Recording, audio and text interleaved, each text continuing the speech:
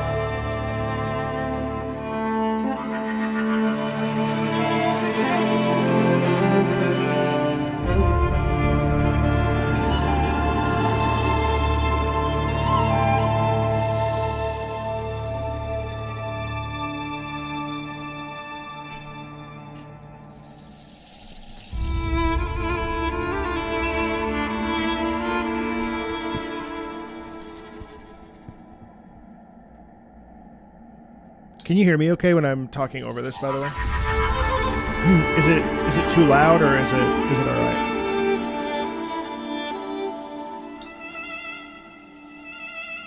Okay, you can hear.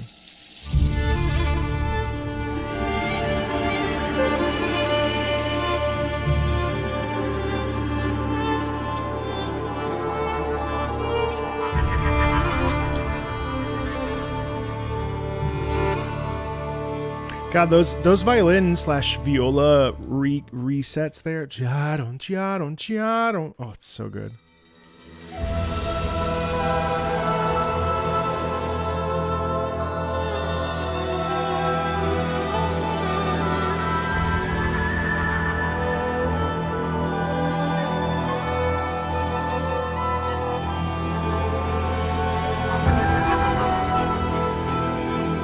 Get like a bit of momentum coming, you know what I mean? The momentum starts to pick up quite a bit. It's a bit more stressful. Oh, I love the clarinet accents in the back too.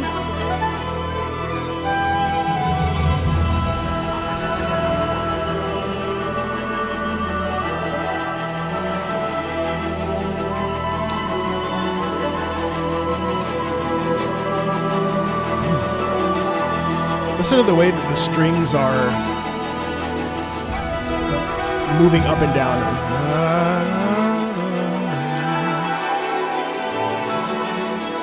Listen to those strings underneath. Man, this is such a layered track. It's kind of naturally crescendoing too. You notice this? It's just getting louder and louder and louder.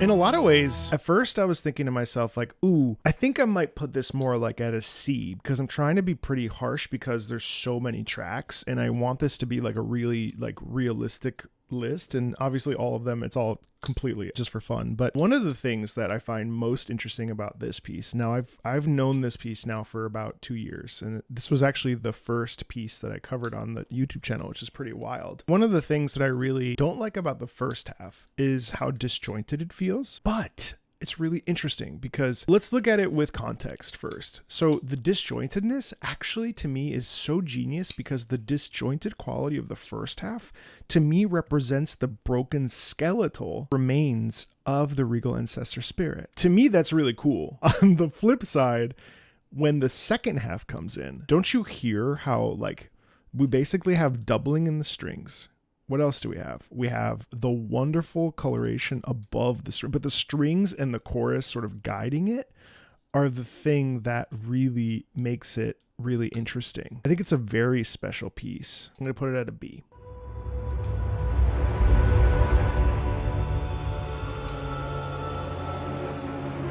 All right, so historically, I have not liked Astel. So I haven't heard Astel in about 2 years.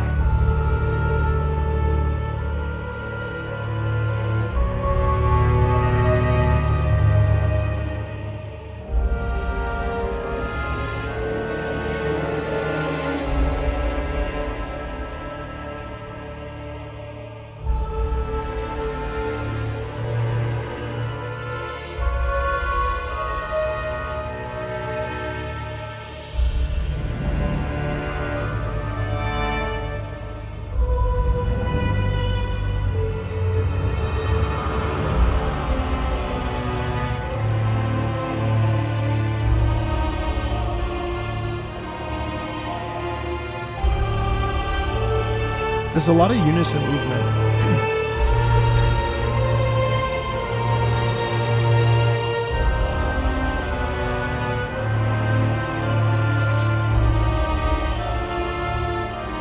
It's pretty much all unison movement, isn't it?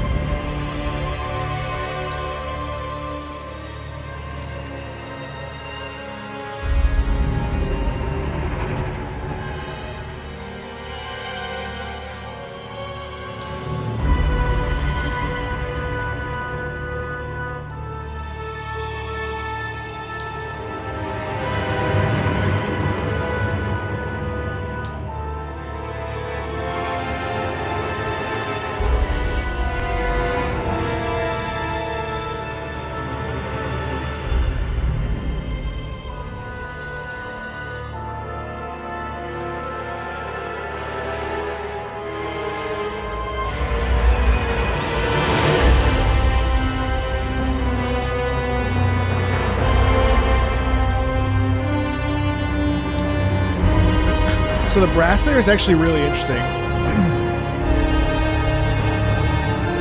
Ba, ba, ba, ba.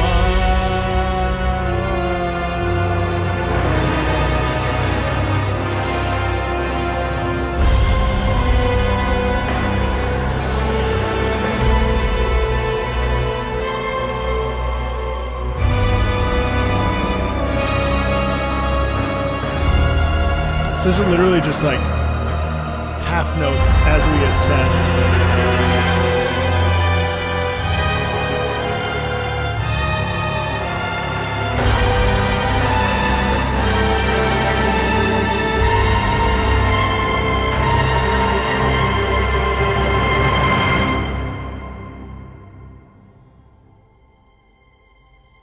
The fact that we like cut and then reset, it's actually really cool. The brass and stuff is the stuff that really makes that special to me. I just don't think that it really works. It's just, it's not a D or F. And frankly, I don't think anything on this list is going to end up down here just because it's unrealistic. It's just not. Bayle is next, which of course I know all of you are going to go absolutely madness for. We can't base it on the voice lines, okay? We have to base it on the music as it is. We can't base it on curse you, Bayle. But I'll play you that version because I know you want that version.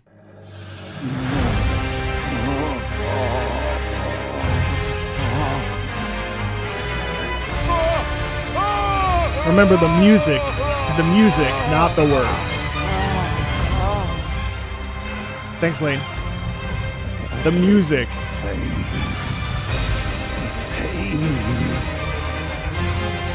My arms, my legs, each lies a bloody ruin.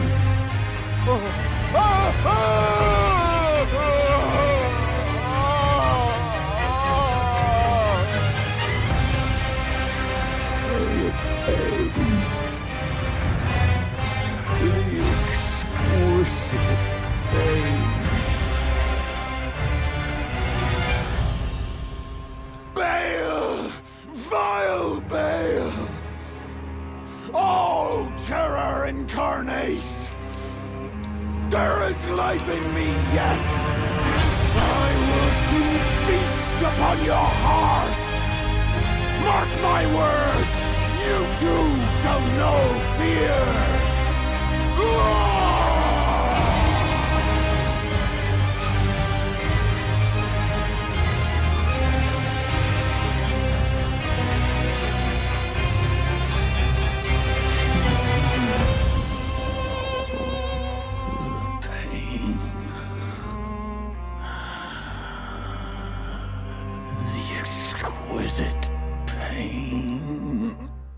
Here's my thoughts. Well, oh, phase 2. I forgot about phase 2, actually.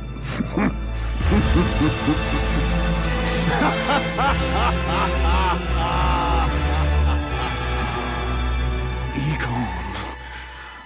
Piteous Egon. Do you not remember? Conjure your past. How once you were. When fear was yet foreign to you.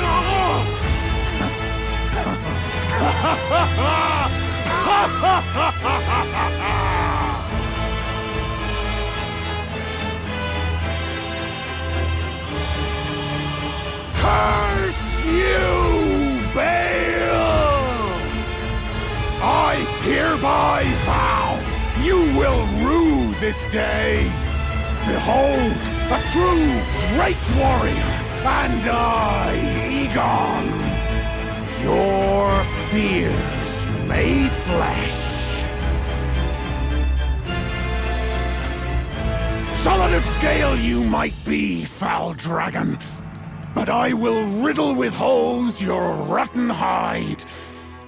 With a hail of harpoons, with every last drop of my being.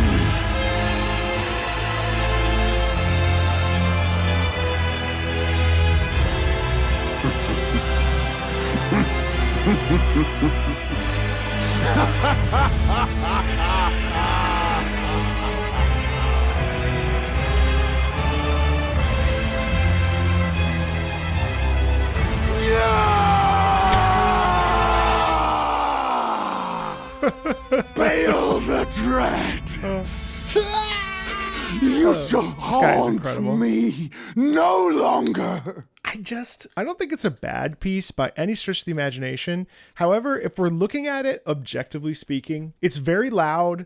There's the back half of this is really good, but really motivically, it doesn't really speak to me as much as it does, obviously, with some of this text that not all of it's obviously in there. I think it's a B. I think it's really powerful.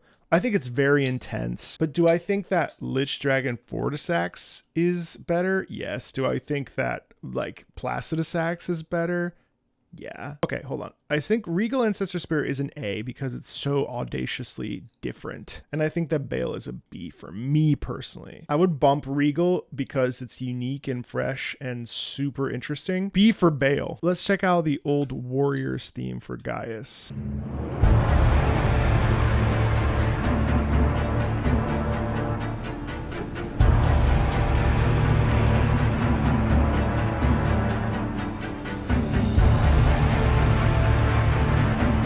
That rhythm is fun.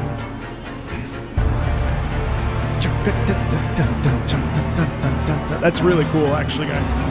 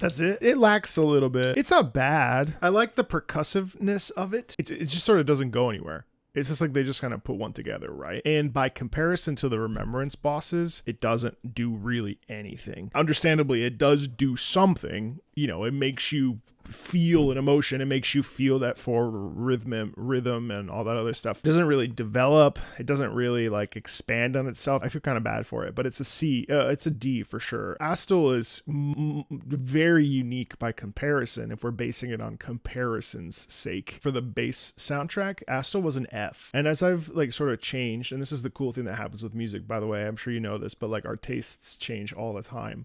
And one of the things that I sort of realized the second pass listening to Astel, I hadn't listened to it in about a year, it's actually really interesting and really a unique piece that out of context is fucking terrible to listen to. Death Knight.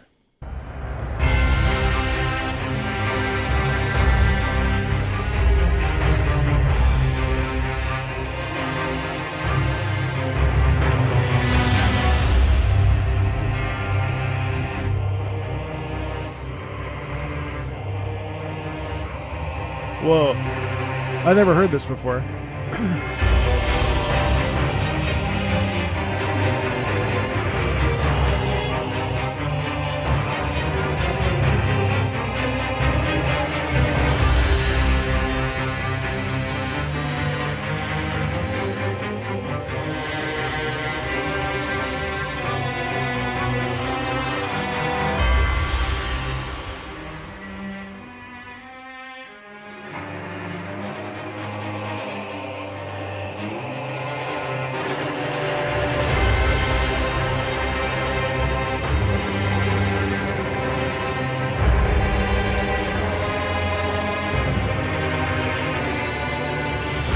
I like the male melody here.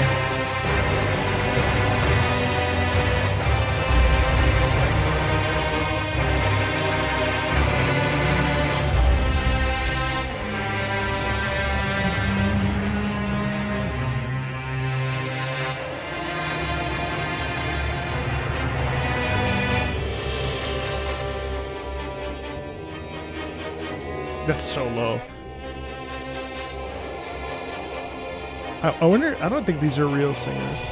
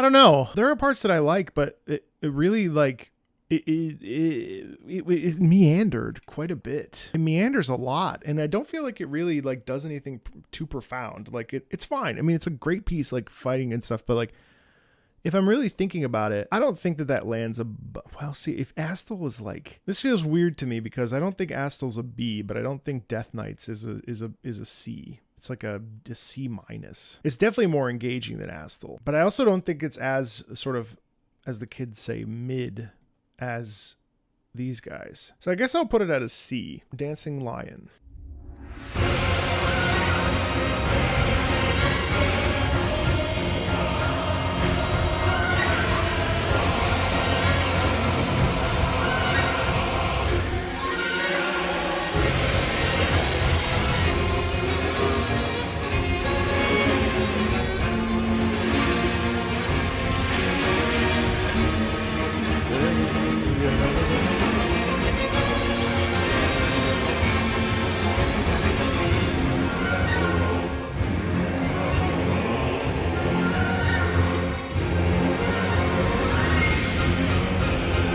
I love the accent. Jump, jump, jump, jump, jump, jump, jump, jump, jump, jump, jump.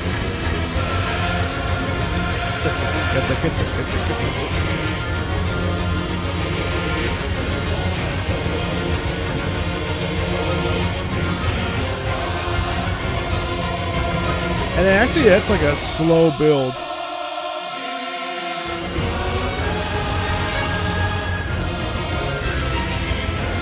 Wait, can I just pause really quick? I just really want to like listen to how cool this was. I mean, let me see if I can reference it for you really quickly. I think it's here. Listen to this. Listen to how amazing this is. Hang on. So we got the shun, shun, shun, shun, shun, shun. Like that's really cool. And then check out the little switch here.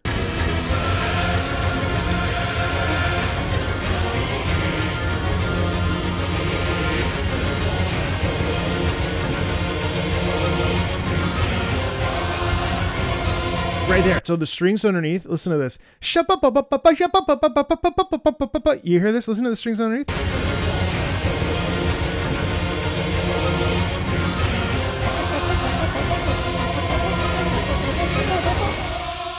And then we pull all the way back and then thrust the male choir up front. That's cool.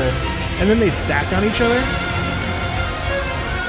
And then here we have the violin lead forward. And then the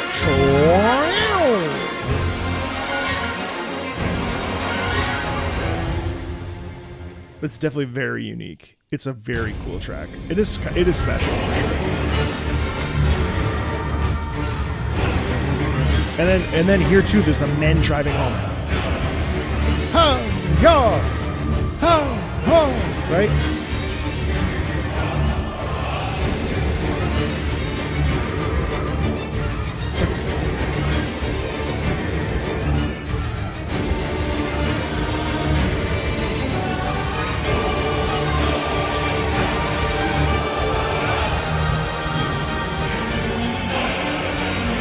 This is the best part.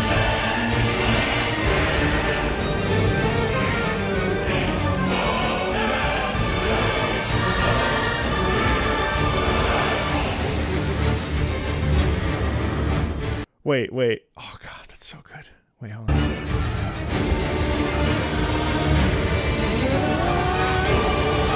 And then the women are slowly riding up.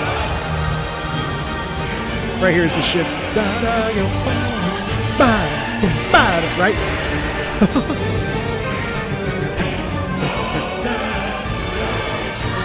Quite a bit of syncopation rhythm. There's a lot of space.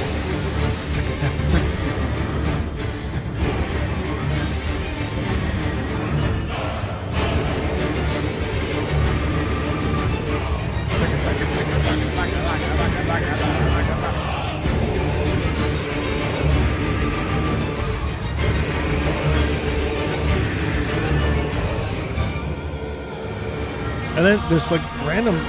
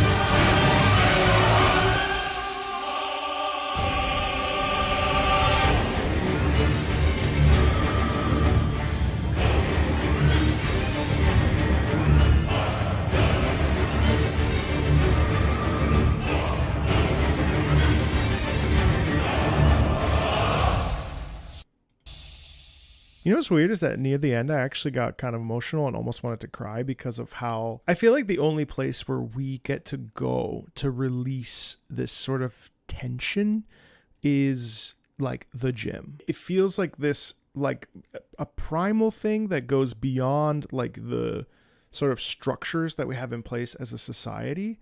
Like this piece of music to me is like visceral. You ever have a really good therapy session and you feel like you bottle up your anger and you like throw it out and that, but like it's like a release and there's a catharsis.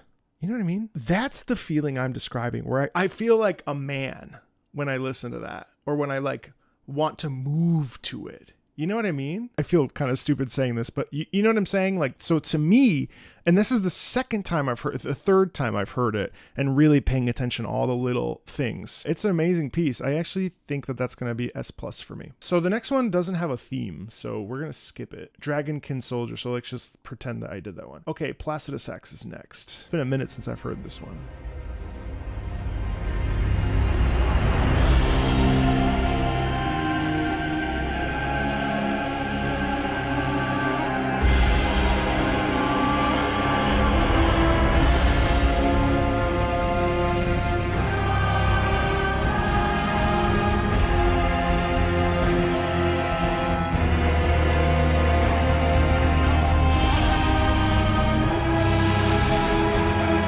Man, the fucking brass. Did you hear the way that the brass... Hold on. Listen to how cool it is when the brass goes...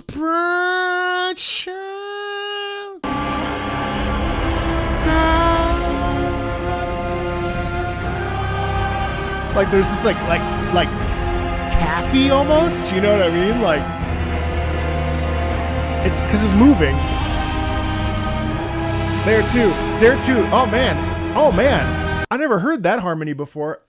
Dude, so we go Sada with the sopranos, and then underneath you have the brass going in the opposite direction melodically. So we have this like same movement, right? And that's really cool because you go like this, and it like it's like, oh yeah.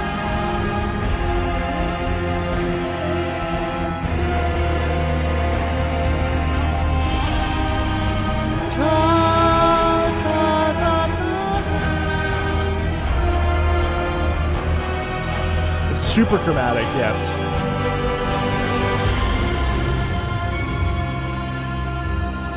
And then the violin too. Ta ta ta. They're stacking. Just tremolo in the upper register, but it's all like it's all leading to this forward propulsion.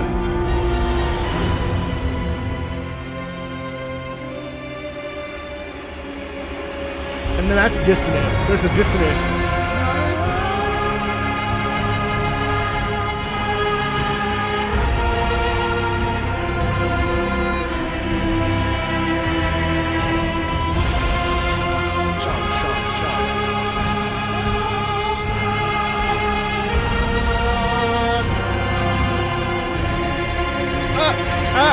Did you hear that? Did you hear that? Look at this random ass clash right here. This is funny. So first of all, it's again, it just feels like we're stacking. But then also too, there's this, it's funny because right here there's a strange dissonance.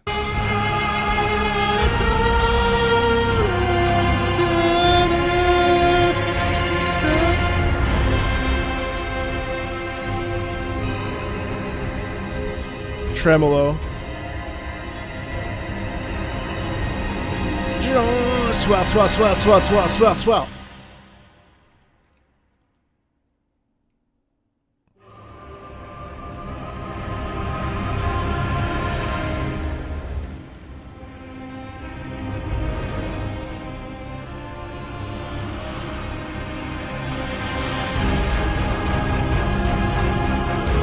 dun, dun, dun, dun, dun, dun, dun, dun.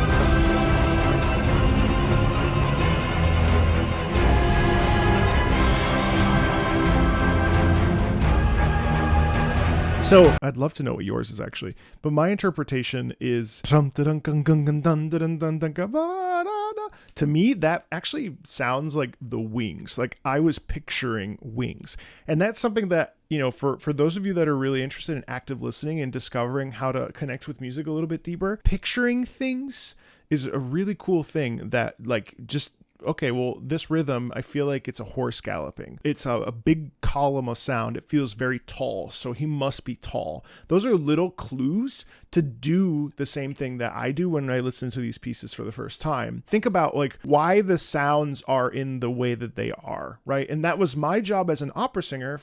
My job was to interpret sound and text to an audience so that they could understand what we're saying and feeling and doing, right?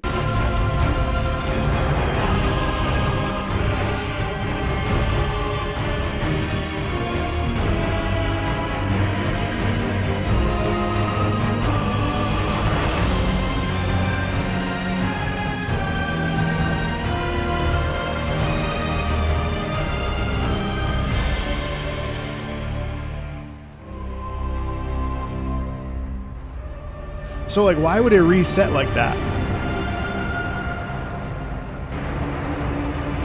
And notice the tension in the timpani.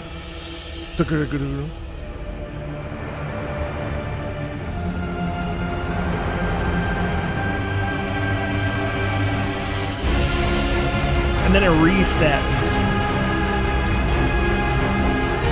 And it's all unison besides the lower strings.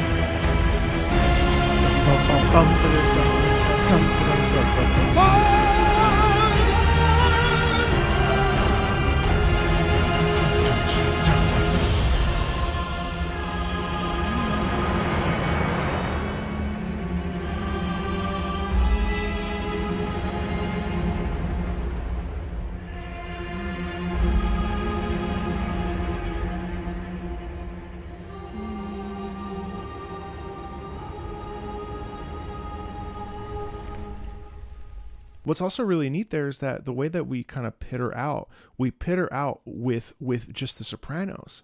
And it has like no vibrato to it attached either. So it's almost like, in my mind, that represents that sort of fallen from grace thing that we sort of experience and see. You know what I mean? Like the fact that Placidusax, you know, basically like was supposedly the big bad, right? Or like, you know what I mean? Like he was a big bad who was capable of being, you know, incredibly powerful and you know, the whatever, how many heads and all this other stuff. The fading there is actually the fading of age, the slowing down, stuff like that. You know what I mean? I like it. So the question becomes, I'm never going to move Regal Ancestor Spear from A because I think it's a really unique track. I don't think it's as loud and boisterous as Bayle. I think it's B. It's good. It's really good. I don't think it's mind-blowingly good. All right, Elden Beast. Now, historically, Elden Beast is one of my favorites. This is going to include Radagon, so we're going to double up on these two.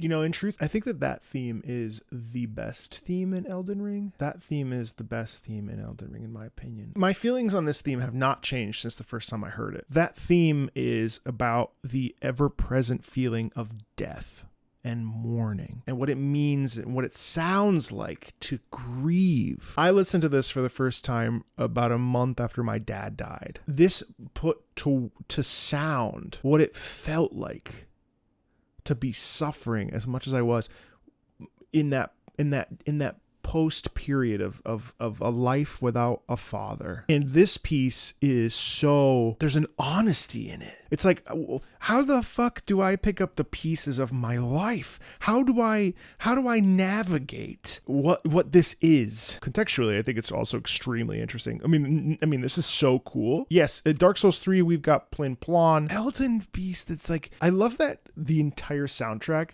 is a little bit like loud and kind of in your face with nuance. Whereas Elden Beast is like full blown. Here is basically what we perceive of as the messenger of God at this point, like some sort of cause of something, right? And I think it's so fitting for a final boss to be quiet like this. And then Radagon's theme didn't resonate with me as much as it does. And I wonder if it's because I've heard it a lot. It's still an S because it's just great. Radagon's theme is so cool. And today I was playing a character, I was fighting a boss in Black Myth Wukong. And it reminded me of the dance with Radagon. And Radagon is such an awesome boss fight, and dodging all of those golden hits, and it also just like walking into that chamber and just seeing Radagon crucified up there. It's such a cool like visual. And when he collapses and he grabs the hammer and holds it up over his head, it's amazing. That's where I stand on those. Fallen Knights, shared with many other bosses.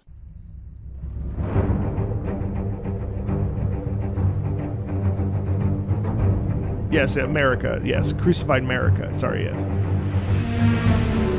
America, Radagon. Yes.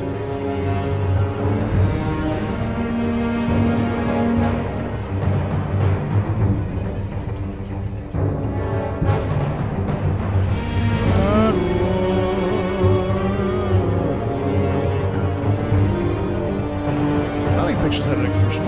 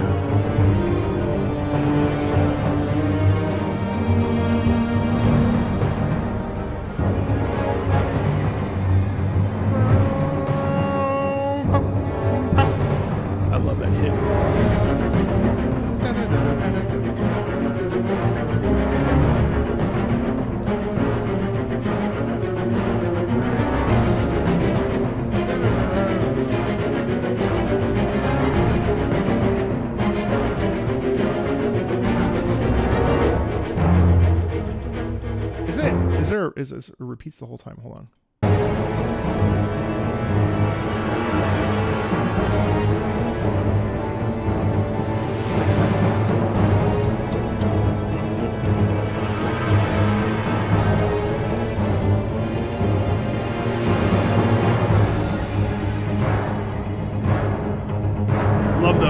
hits there with the hits with the brass and with the trombone is so cool.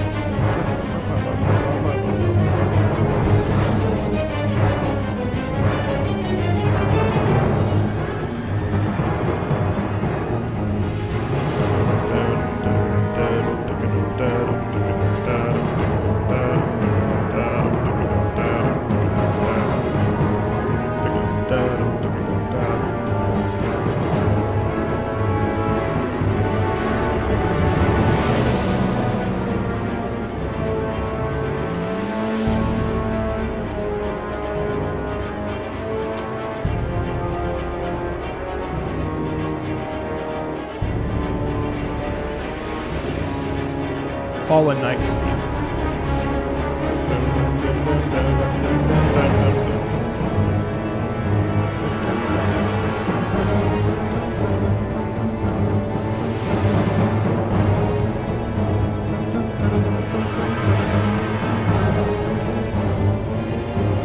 Okay, yeah, I don't feel like listening to the rest of that. I mean, you know what's weird is that I actually love it. I actually think that that's an A tier. However, I don't want to listen to it. Like it's like good for like 30 seconds. I love listening to it. It's not like something I want to actively engage with. It's really strange. Like I really like it. Like I like it way more than the Death Knights, and I like it way more than Astel. But I think like Bayle is more interesting. I'm gonna put it at a B. Fire Giant. Thank you though.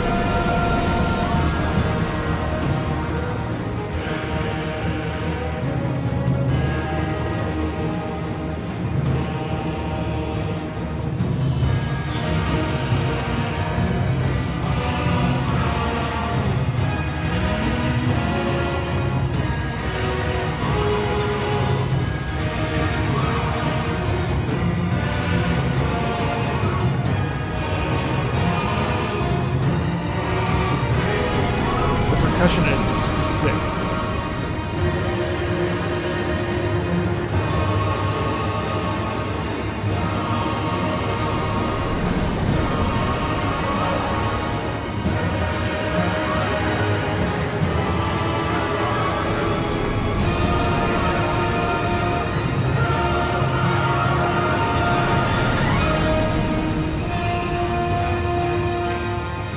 Man, the brass in this.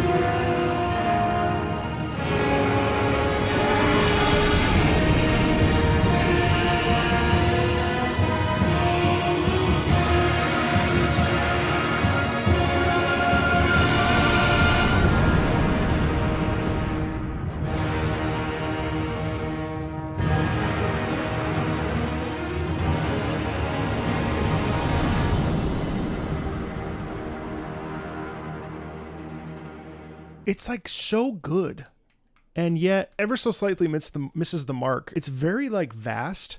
I like individual aspects of it. I just think it's a C. So the question was, are the ones in D, are they just bad, like composed, or are they just whatever? And I think these are just like sort of, they felt like they are just sort of thrown together and didn't feel as polished or as clean as these guys. Lord's Apparition.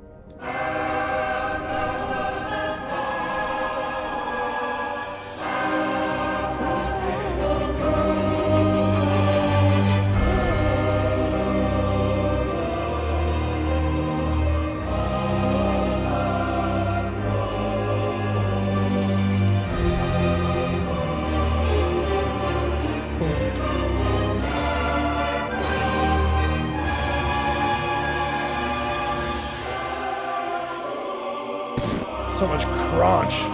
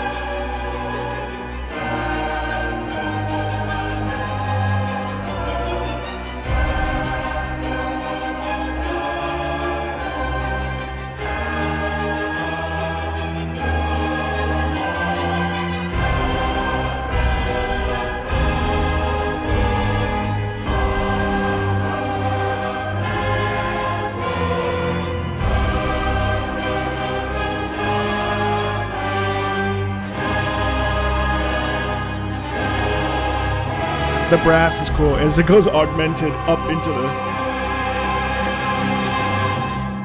I like that it's short and sweet. So you know what's interesting is that I actually think that this piece is pretty good. I mean, it has church semblances in it, and I think that's really interesting to me. I think it goes in C. I think Fire Giant will go in D, but really it's C minus. So Fire Giant would be like right here. Godskin Apostles. It's been a minute since I've heard this.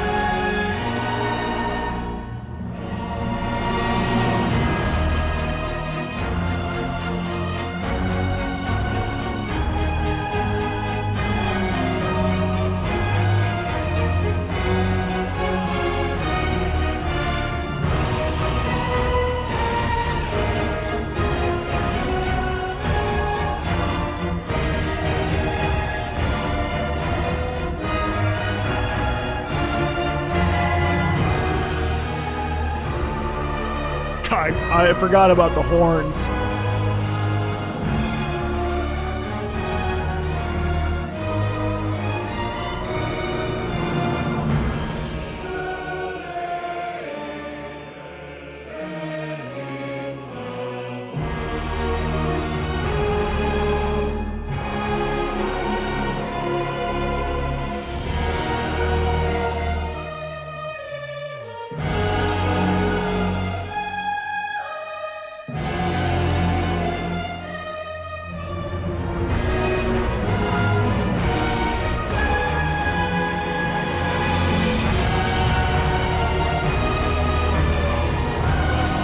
Yeah, the doubling with the strings in there is so good. Yada, yada, yada, yada.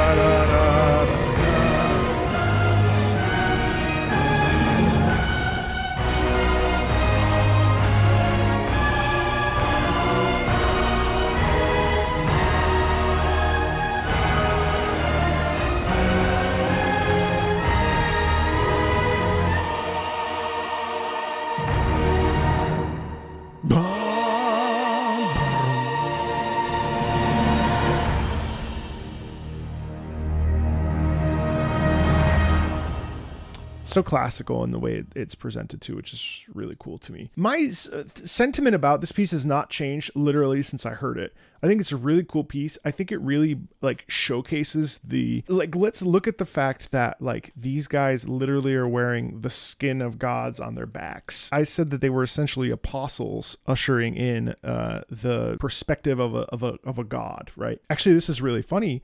But this theme, I remember I referenced Christianity in it, and a lot of people were really angry with me, and they said that there were no religious references in FromSoft games or in Elden Ring, and I just, to this day, I can't help but be like, did you miss all the crucifixes? I think it's a good piece. I think it gets a little, not repetitive, but I think it doesn't develop in the way that I would maybe want it to. The second phase, the last like 2.5-ish minutes, very cool. I put that at an A personally. It wouldn't touch those three for me though. Again, arbitrary. The list doesn't really matter. We're just doing this for fun, to listen to music, talk about how it makes us feel and all this other stuff. The other thing I would say about Godskin Apostles is that I really like the sense of villainy in it. The sense of foaming at the mouth. You're in the way and you're gonna go. You're not staying here. All right, next up is the Golden Hippo. This is the Erdtree Avatar music.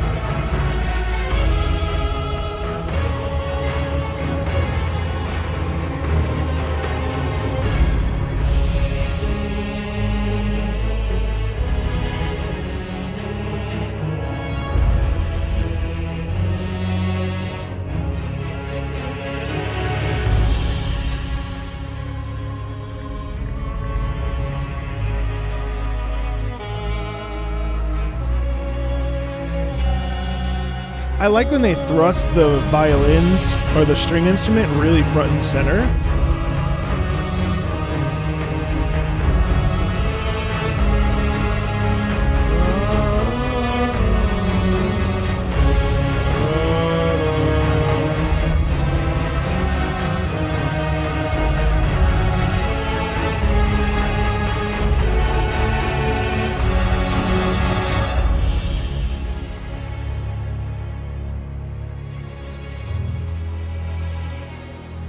Love the tension in those strings there as we swell and grow a little bit.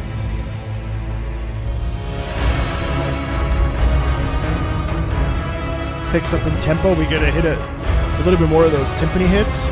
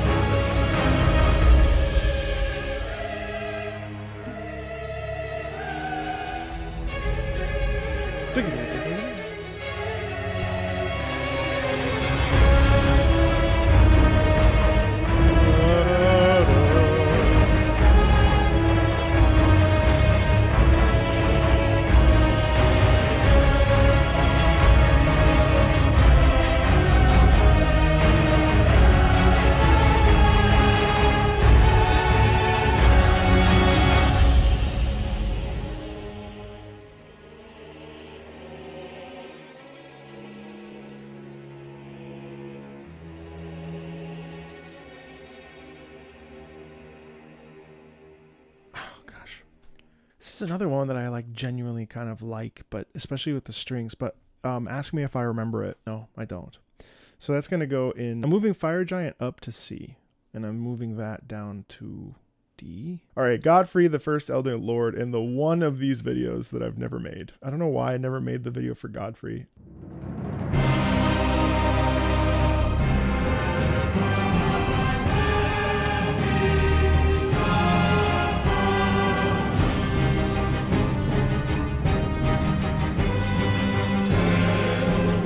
Thanks, Lewin.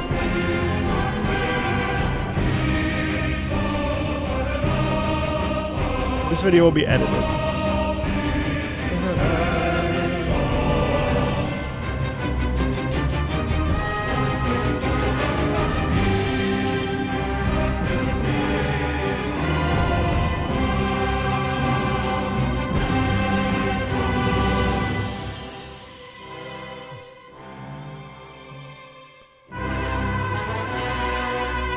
I think the horn trill.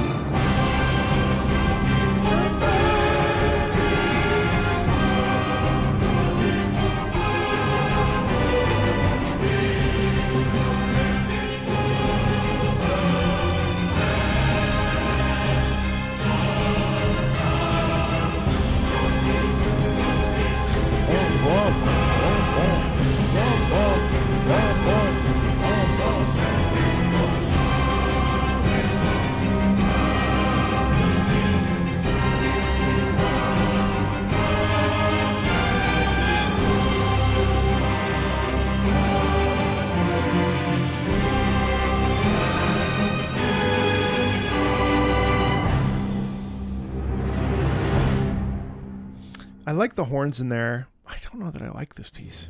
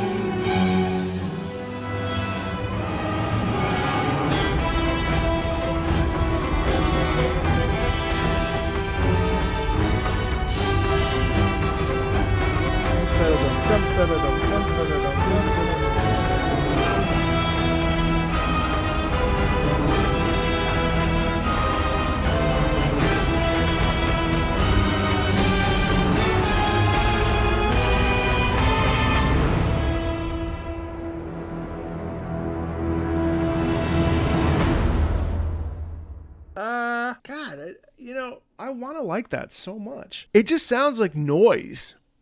I think that's my big problem with it. I do sense Hoarlu's size. I do sense Hoarlu's like physicality.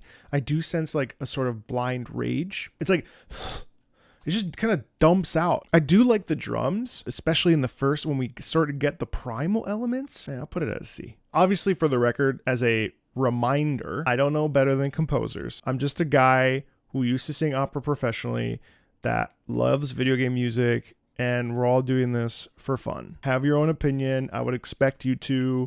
This is just for funsies. All right, let's do Those United in Common Cause without lyrics.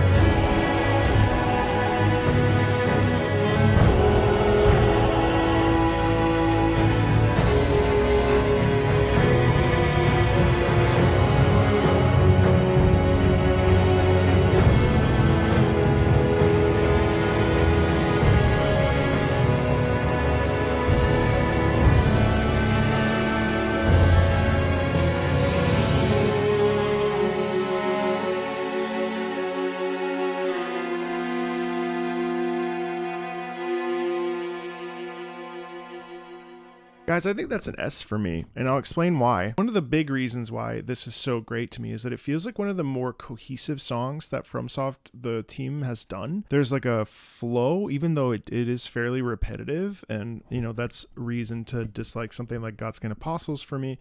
On the flip side, it is a very emotional piece. And in fact, I feel in a lot of ways that it's one of the more hopeful pieces of the soundtrack, despite the fact that I know that in the context of it is quite sad, as we heard earlier. And it's actually very tragic. But there's such a cohesive, desperate, forward unison movement in there. And the shouting at the top of the upper register at the like sort of peak of every, like the undulating of the wave. So when I listen to that, I feel like this desperate struggle to stand on my own 2 feet, try to get a point across, you know, and like listen, you know, like there's a real emphasis and an emphatic commitment and desire. Listen to me when I speak. You have to understand this is important. Like that's the kind of oomph that I hear. I really love that. For me, despite it being repetitive, I would actually put that at an S. It's not nearly the same as Radagon's theme. There's a very much a different vibe to that. If I'm thinking of the themes that I would listen to like outside of like for my own free fun time, these 4 so far are definitely the ones that I would hear. Oh, let's drag in Fortissax.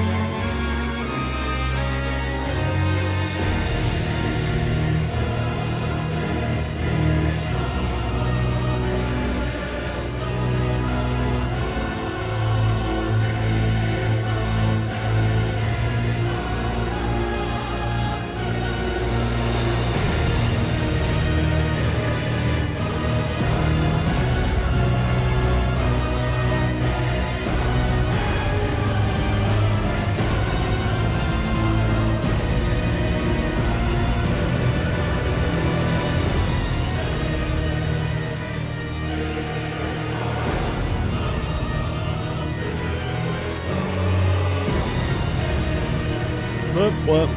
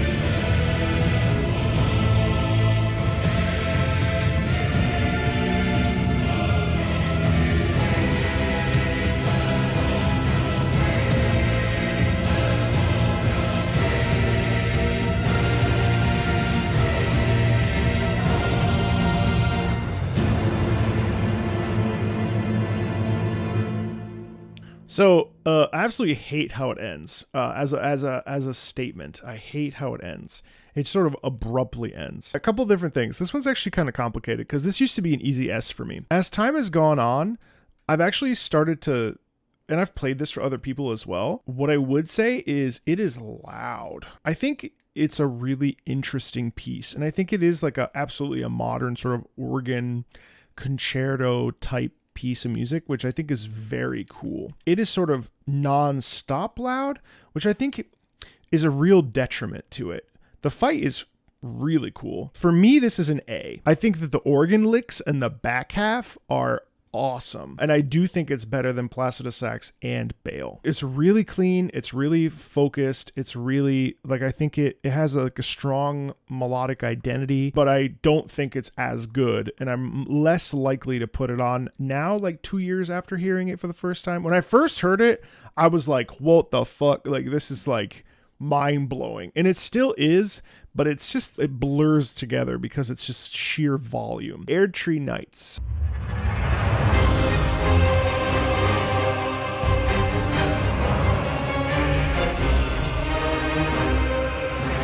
This is for Loretta.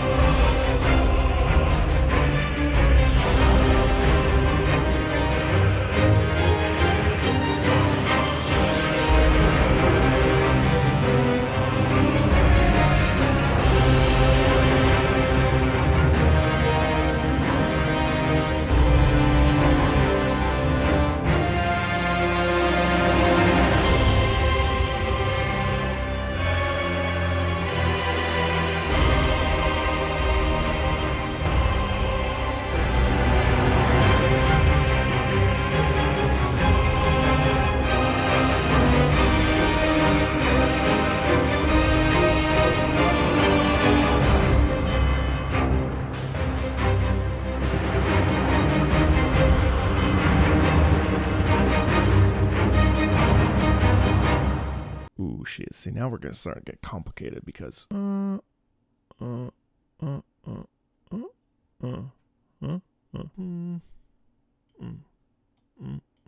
live with that list. It's fine. I think Lord's Apparition is better than that. I guess I really don't like Godfrey's theme. I think I put Godfrey's theme pretty low too. Last time I did this. Magma Wyrm.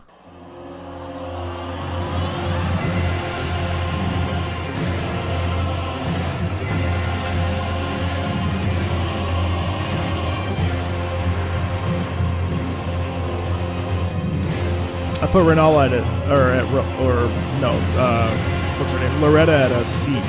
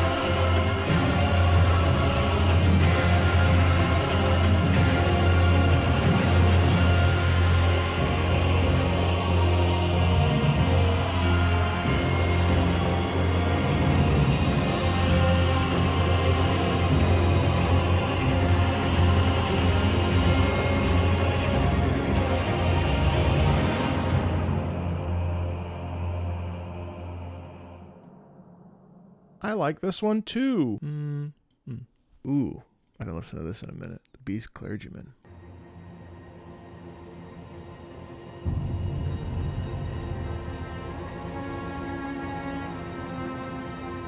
Yes, that's a fair point. Generic boss themes convey themselves pretty well in 20 seconds, and then they repeat themselves for another 2, yeah.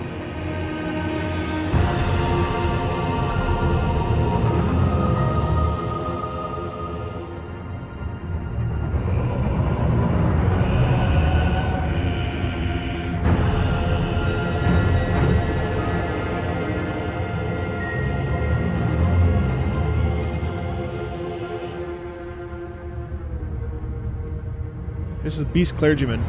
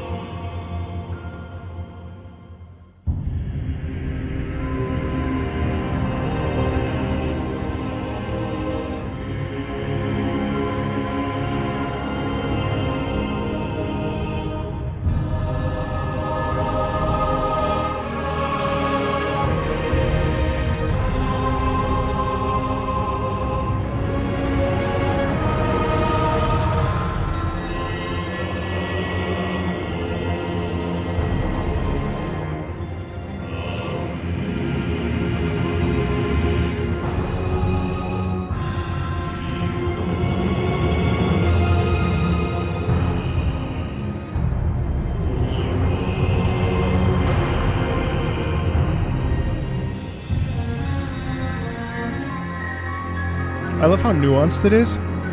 I've always loved this piece. I also really love that this really feels like dirty deeds, you know? Dirty deeds and not being able to, like, go back on something. Like, something holy, something that was supposed to protect it and ended up doing the opposite, you know? And then the children's choir.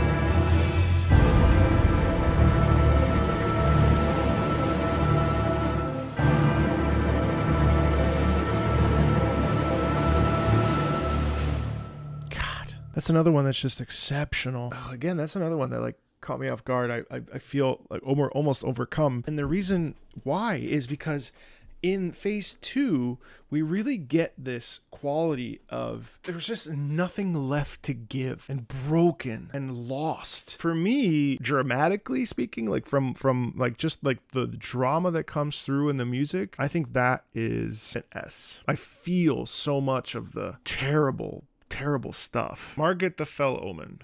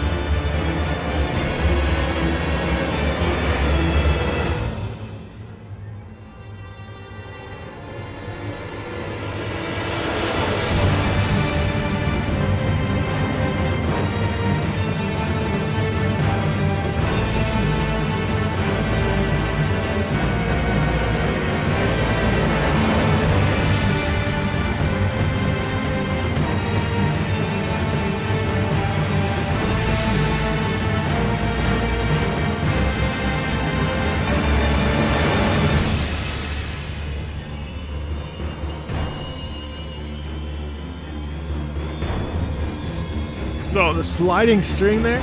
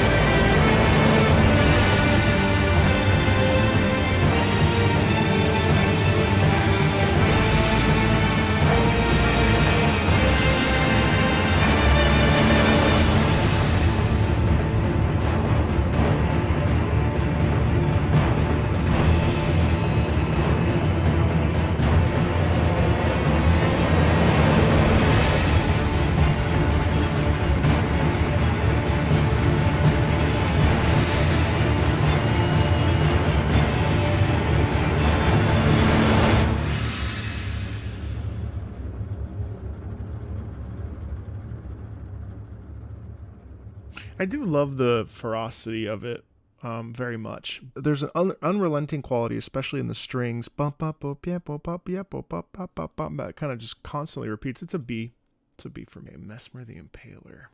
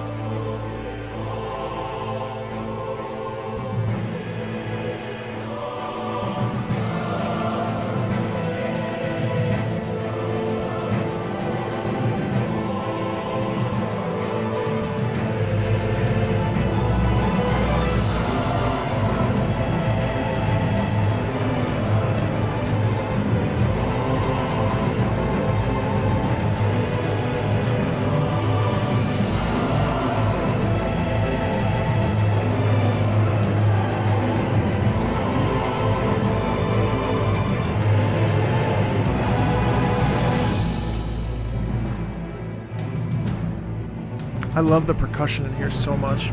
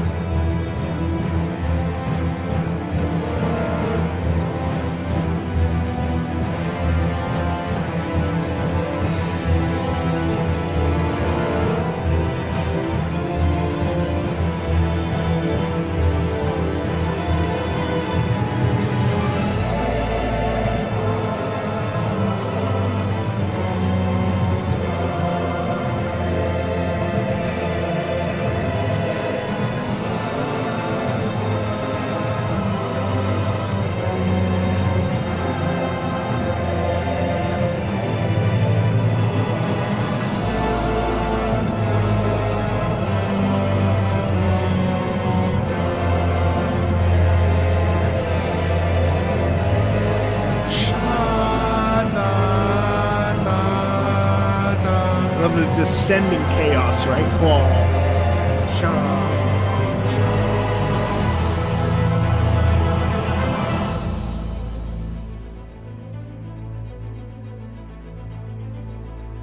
The end is amazing because the end is like, holy shit, like what am I even? What is my life? There's such a loss there and a desperation. That's a solid A for me. Messmer's theme is very good. I don't like it as much as these guys up here, but it's a very, very, very good theme. The Mother of Fingers.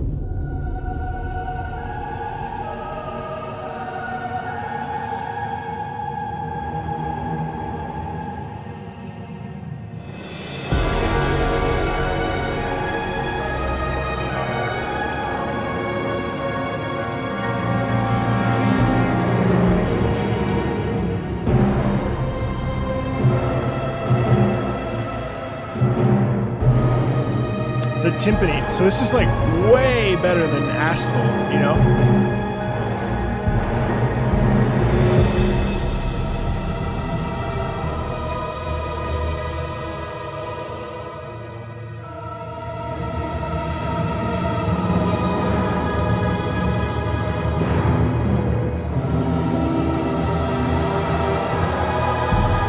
I love the twinkling of it though.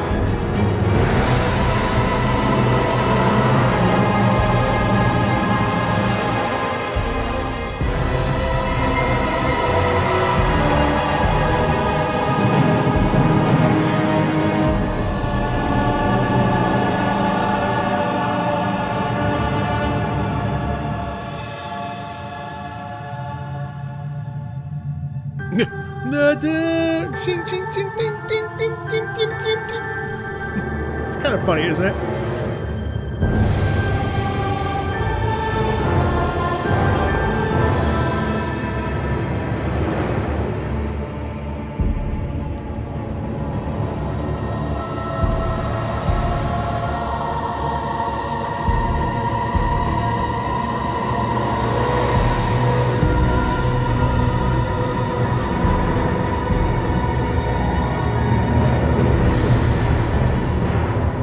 the timpani in there too.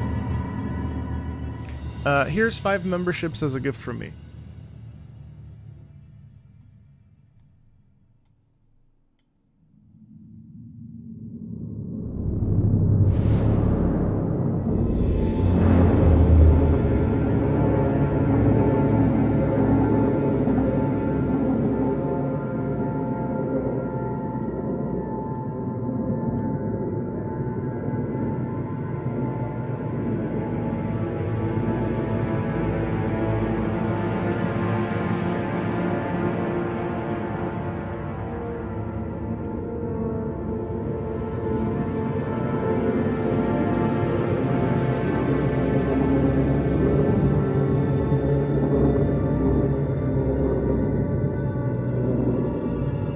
It's really incredible how it sort of wraps itself around you sonorally.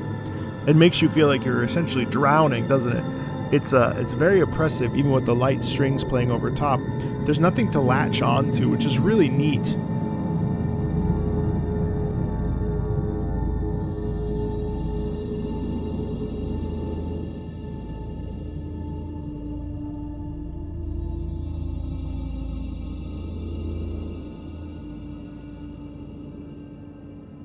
This is the recording of a black hole. I didn't realize that.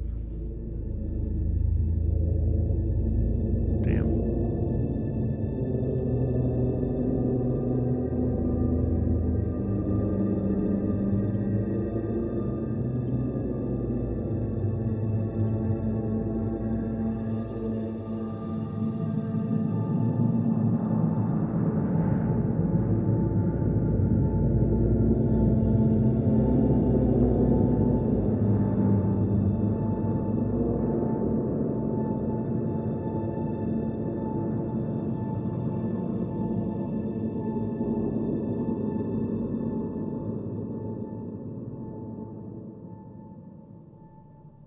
This is how a black hole sounds.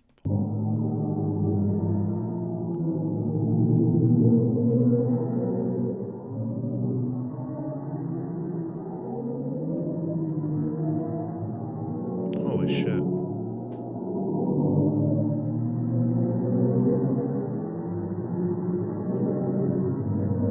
Funny thing is, those things have, it has pitch. It's funny, you know, Tony says the sound of time being altered, but if you think about it, it really does sound like it's like you're like twisting the knob on a pitch dial. It's really crazy. Mother of Fingers for me is gonna be a solid B. Oh, Midra, Lord of Frenzy Flame. 10 guesses. Fun fact, I played this for Garth, my British teacher, and Greg, the composer. They loved this piece. Actually loved it. Genuinely loved it. So I was very, very pleased.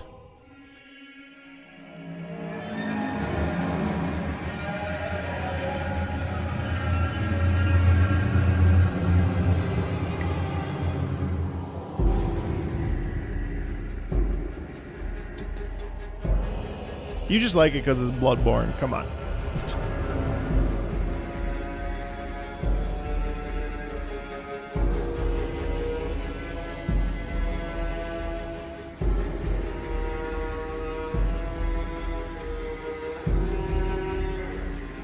I'm teasing.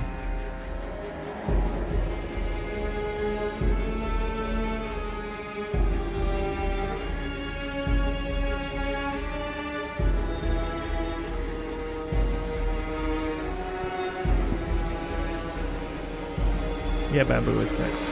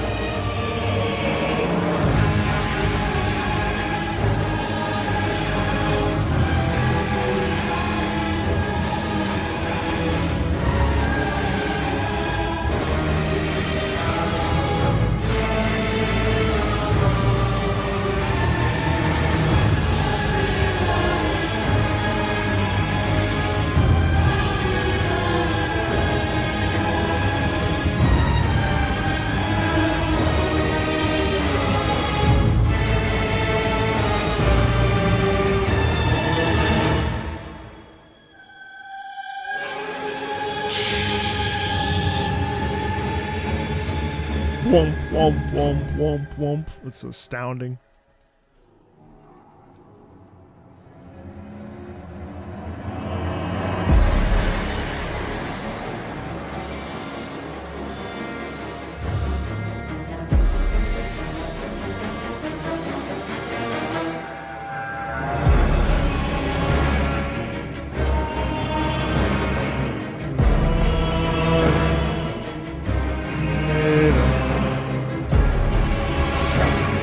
Right there, right? You feel that crescendo? Big crescendos.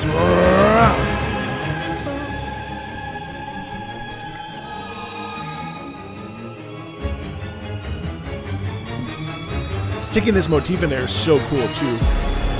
But really, the heavy.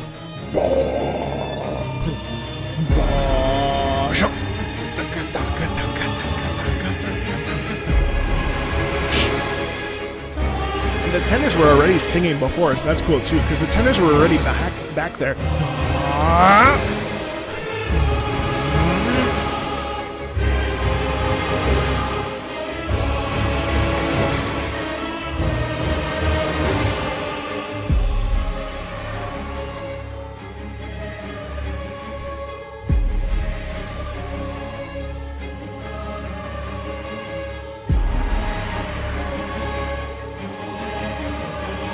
It's probably the cleanest track in this whole soundtrack.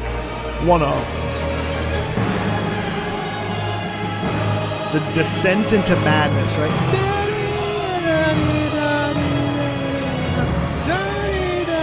Right.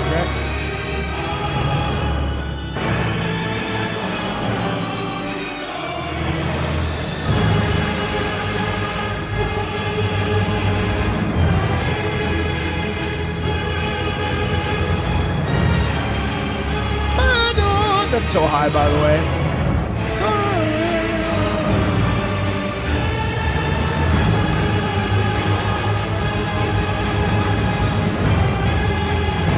And then there's some nice accents in there too. Brass.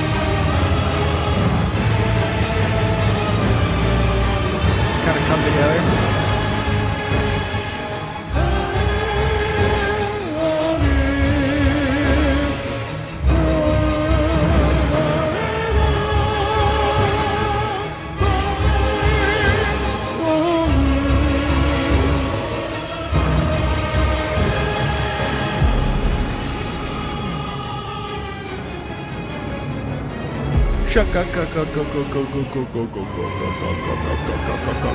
Yo, of all this descending, while the sopranos are like, oh!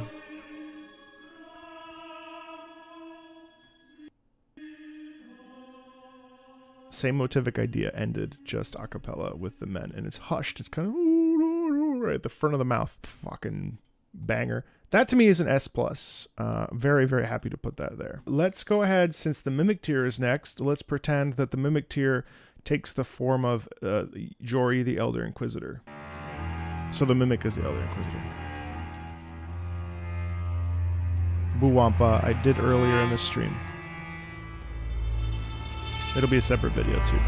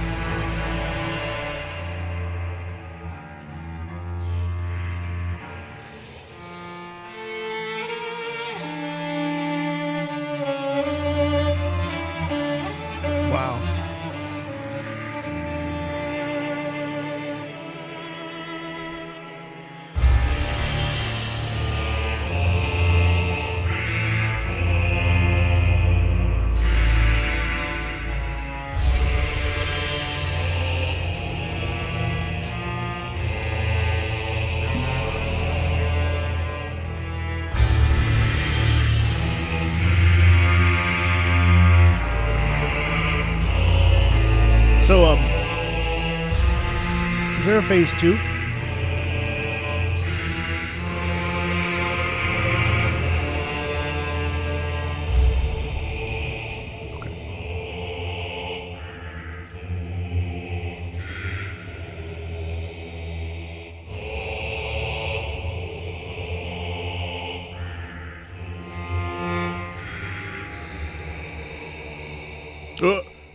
I've never heard this before, but what's really interesting to me about this piece is the fact that we have the lower, it sounds like cello, mixed in with the lower voices, almost bordering on like throat singing because it's so low. And what's really cool is that those two things plant us in, and this is a Elder Inquisitor. I don't know what that means, but I'm thinking of the Great Inquisition. This is a character that is very tired. There's a fatigue in the sound. There's a fatigue in the tempo. There's a fatigue and almost a drooping quality, like it's like a hump experience where the character sort of like slouched over, and there's a real sense of almost like dragging his feet and carrying himself to somewhere, just having to do a job because the job is that's the job. That's interesting.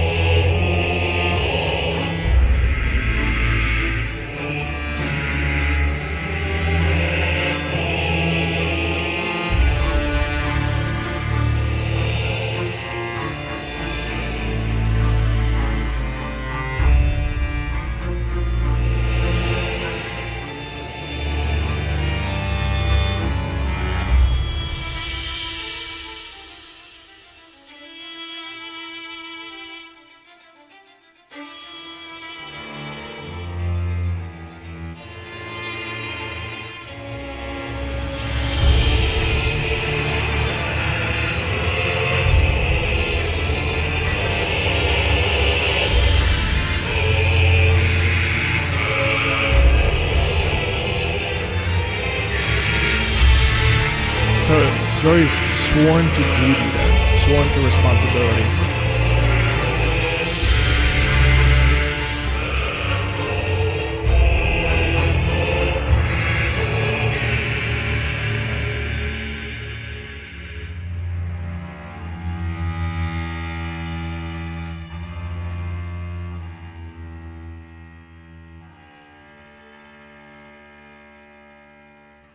Honestly, I would put that at I think it's a really cool track. Is it as cool as Messmer? No, I think it's a B. But let's jump down to Mohg with the Nihils for the sake of it.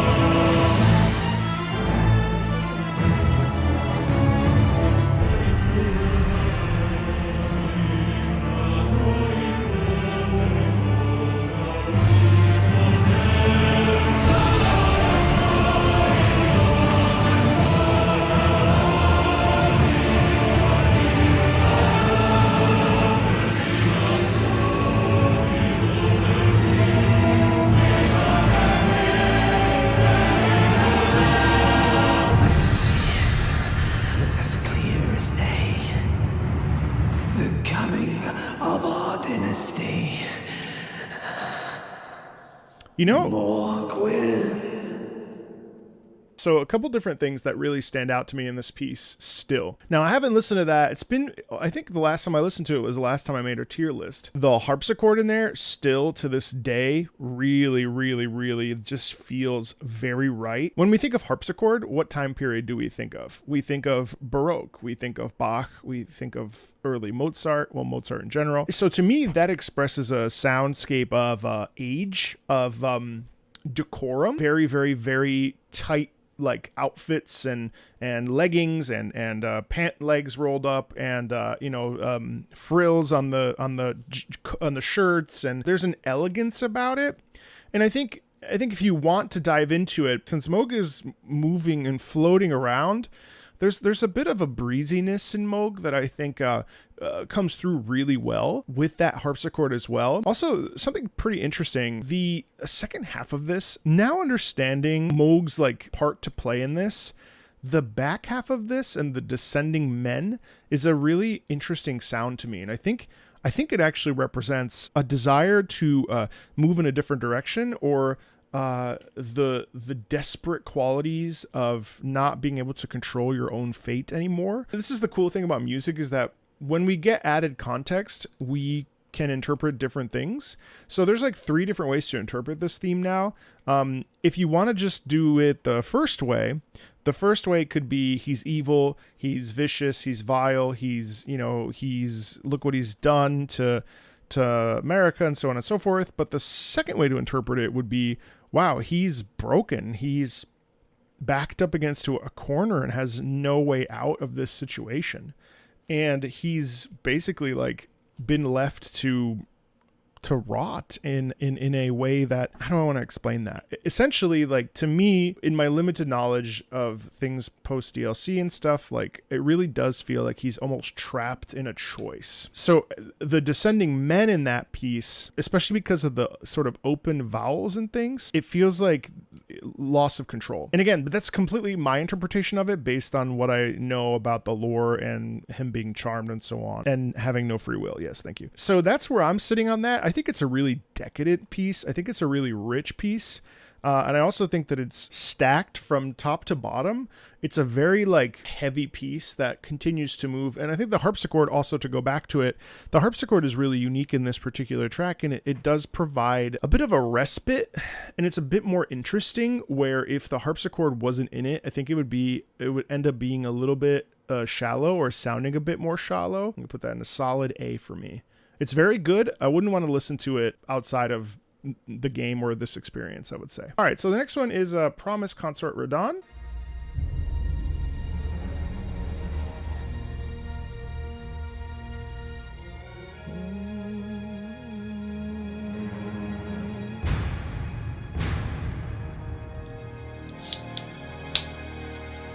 I think harpsichord is a nice sound, yeah.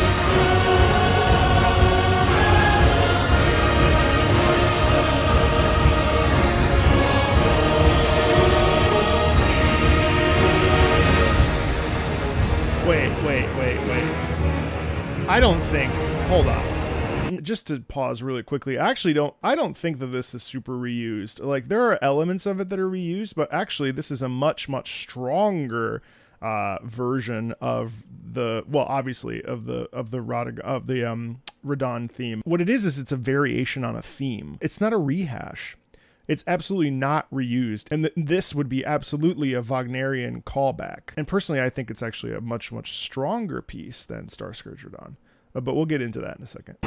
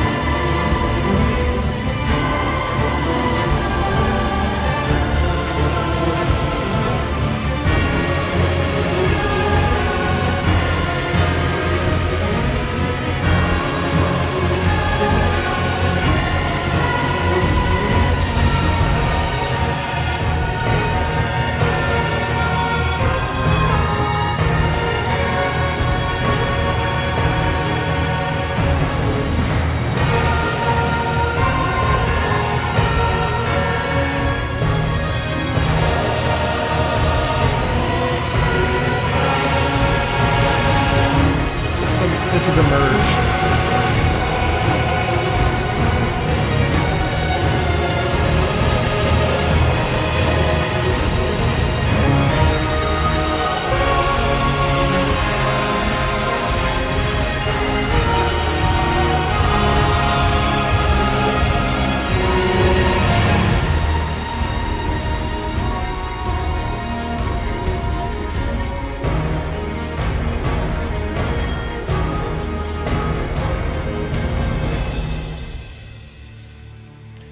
Yo, that's so cool, by the way, is that at the very end here, what we end up getting is we end up getting a really, really fascinating thing where at the very end of the piece, now obviously it would loop, but what's really crazy to me, in the very tail end of this, we actually pull back, and what we end up with is just Michaela's voice with timpani.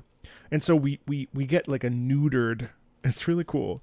We get a neutered version of Radahn at that point. So we get completely stripped of Radahn's dominant male chorus, and what we're left with is the angelic singing of Michaela mixed with the drums of Radahn. That's just a really neat detail. My gosh, the thing I hate and struggle with reactions is that they're kind of shallow, and what's really hard is that there's actually like a bunch of like fun detail.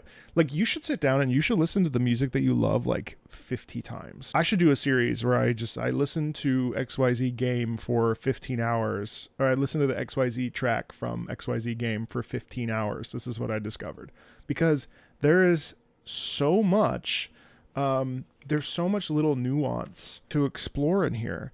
I love the string veracity that we hear. There's a lot of movement in the strings. There's also a really, really cool emphasis on the duality between dominance and femininity. So Michaela's a young boy. The sort of softness of the soprano, or the young boy in this probably case, is probably a young boy soprano. The balance between those two is so fascinating to listen to. I saw a lot of you talking about how this is probably FromSoft's best track, and I would say that it's certainly the most unique. When I say unique, I actually think that Ludwig or Midra are more unique. What I mean by my statement is that it's the most heroic piece that they've ever made, where it doesn't feel heavy. It actually feels quite powerful and invigorating, and like a genuine feeling of elegance and grace. Yeah, I think it's really interesting, because if you compare it to the greats like Living Failures or Lady Maria or Ludwig, I would say that this one is probably the brightest of them. I think, to me, like, Promise Consort it teeters between S plus and S, because I find it's really interesting, and I think I'll put it at an S. No, I'll put it at S plus, because I think these are extremely unique for the game. Let's do the Putrescent Knight.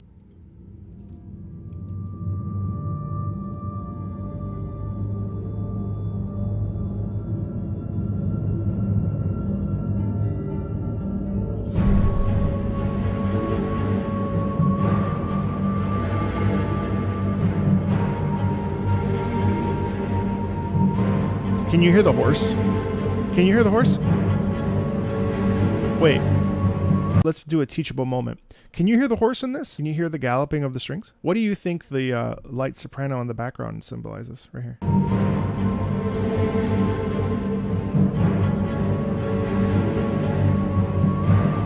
So how do you get the galloping? You get ba bum ba da da da ya da da da da ba bum da da da da ya da da da da ba bum. So you think that symbolizes Trina? So what would it symbolize if you didn't know the context? Heavenly marching. Yeah, the heavenly aspect is really interesting, because actually when this piece starts, there's actually a harpsichord, or sorry, there's a harp. And the harp almost always in video game music is almost always holy and religious.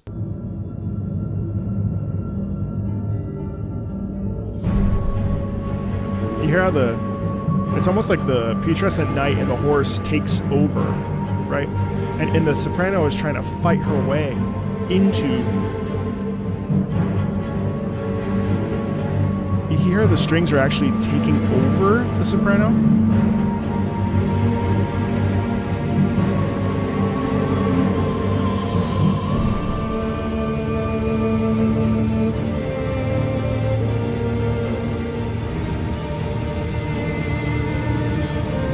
Isn't that cool too? Sorry, I'm talking a lot because I didn't do a breakdown or analysis of this. I only heard it once. But you know what's really cool too is that what we end up getting in here is actually the cello takes over for the soprano. So the soprano actually almost, it's like she gets squashed by the cello, and the cello becomes the main voice, the main melody, if you will. And so the galloping is really just the forward propulsion of the rhythm, right? But the soprano gets snuffed out by the sound of the cello, which is really interesting.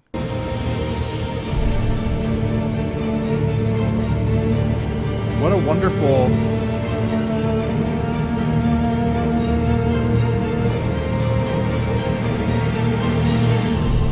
That's a really, really nice crescendo as well. And then there too, that's flailing of a sword, right? That's a combination of danger and desperation, which is really neat too.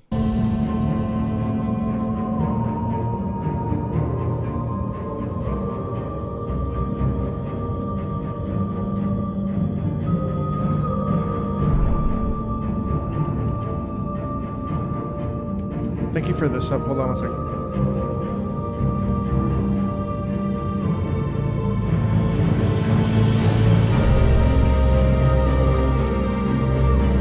And now there's a duet, actually.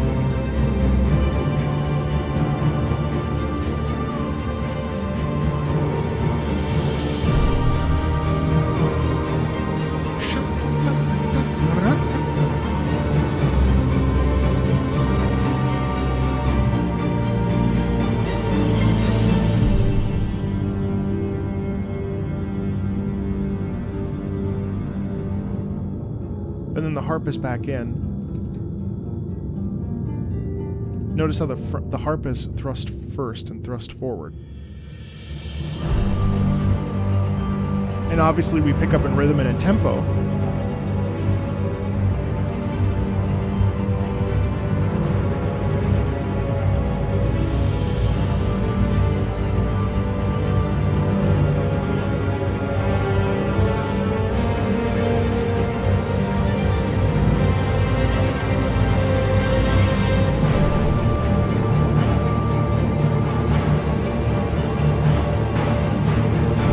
Fantastic heavy use of timpani in that. Shut da, da, da.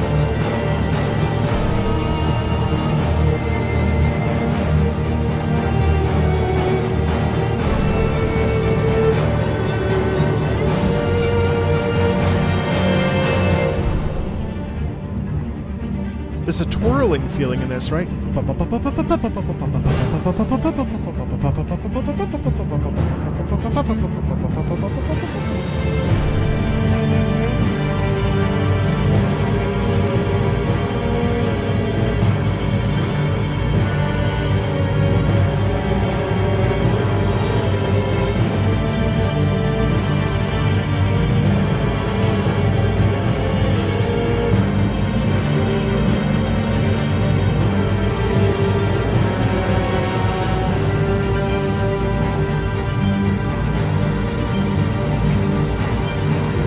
Timpani is terrific in this.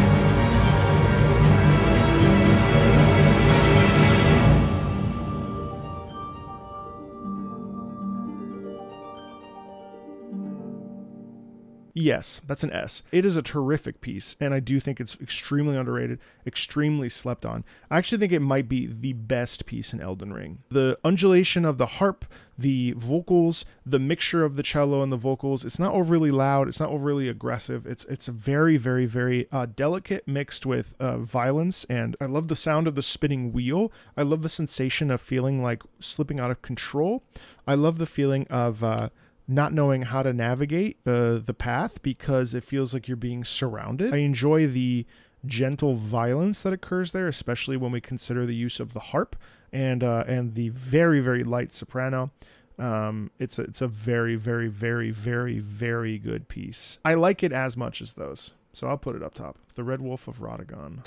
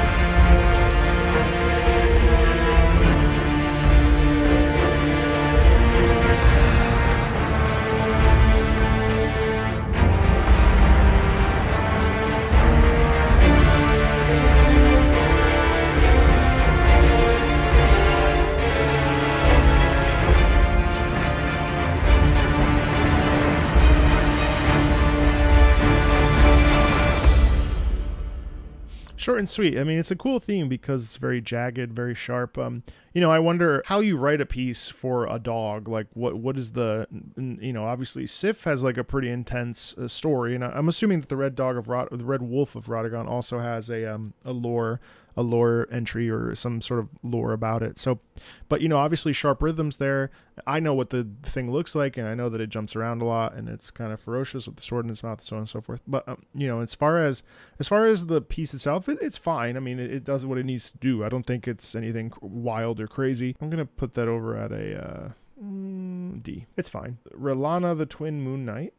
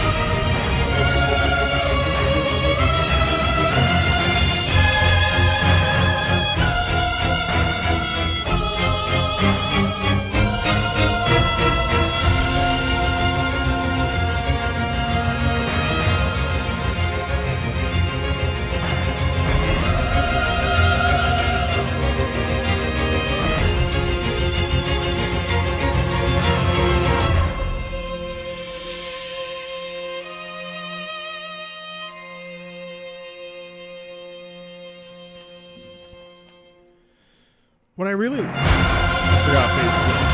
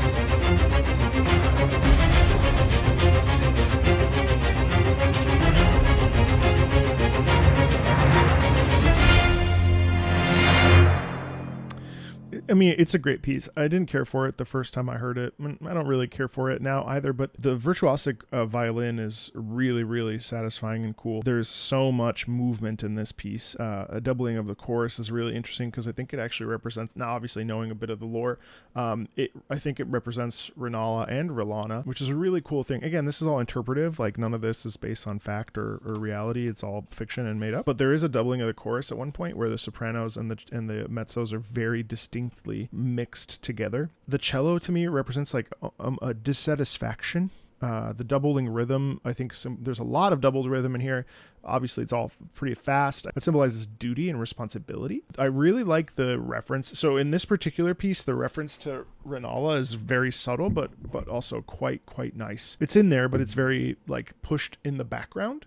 And it's almost like, Rellana's really far away from Rellana, or there's some sort of distance there musically, which is pretty cool. That's a B for me. It's okay. Let's listen to Rellana now.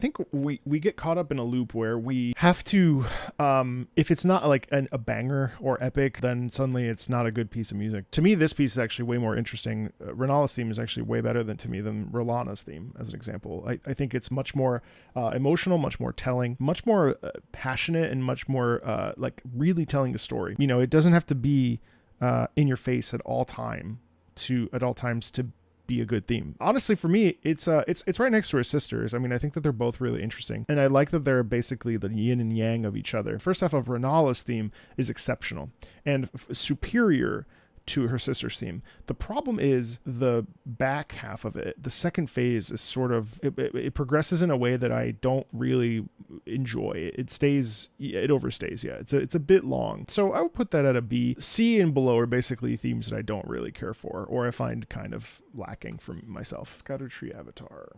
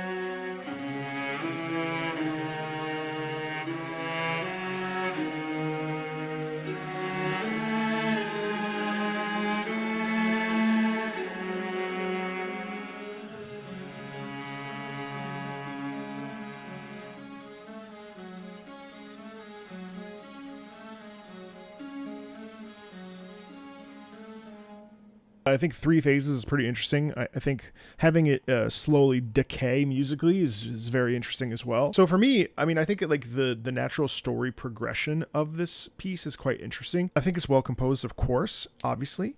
I think that it's just a very well done piece. I think it shows a story. I think especially there's some really interesting, especially the end. The third phase is really the most interesting because we have that natural decay and we have a lot of doubling in the strings and the men. I think there's sopranos in there too. I'd have to listen to it another go, but it's a C, I would say. It's fine. Okay, now we're doing Godric the Grafted. Oh.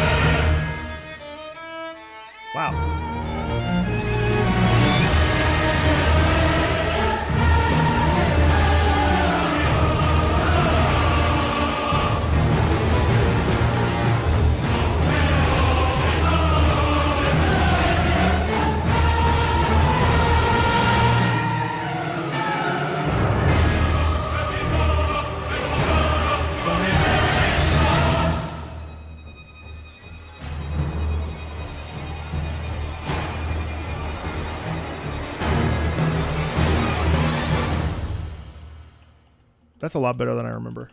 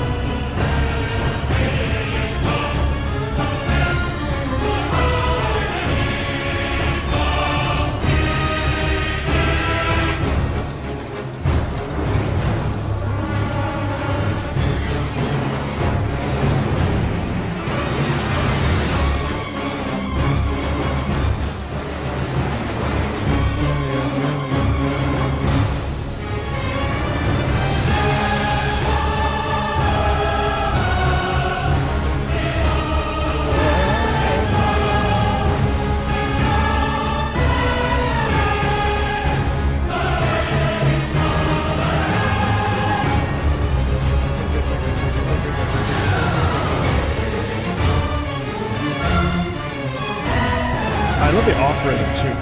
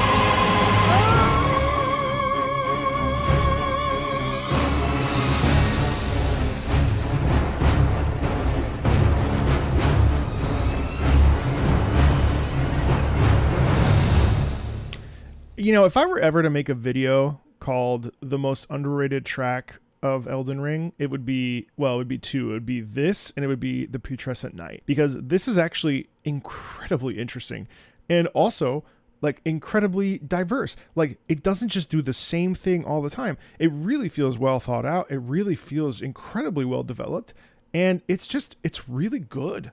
It's a really good track.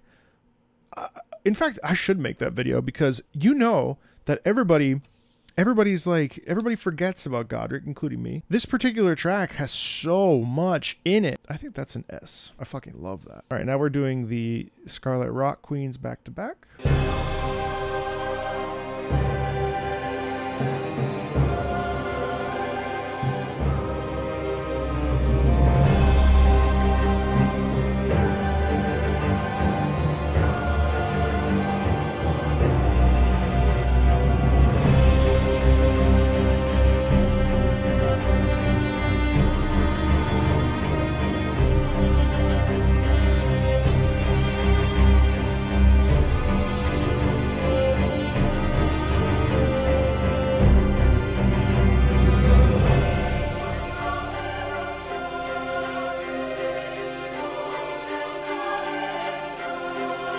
That's really religious, isn't it? Kind of. Fun little accents there by the...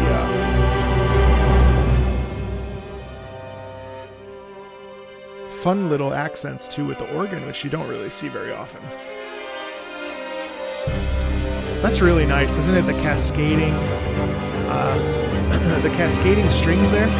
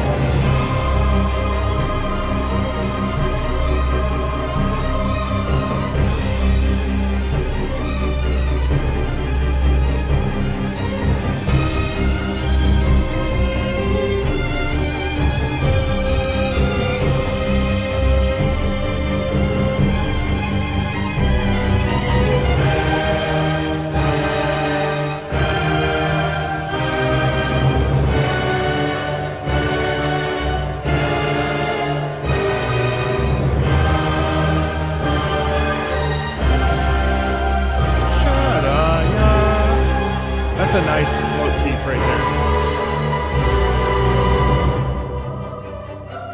there. This is really cool. I mean, just again, this a slight variation is always just so wonderful, and it's such a storied musical thing to do, you know?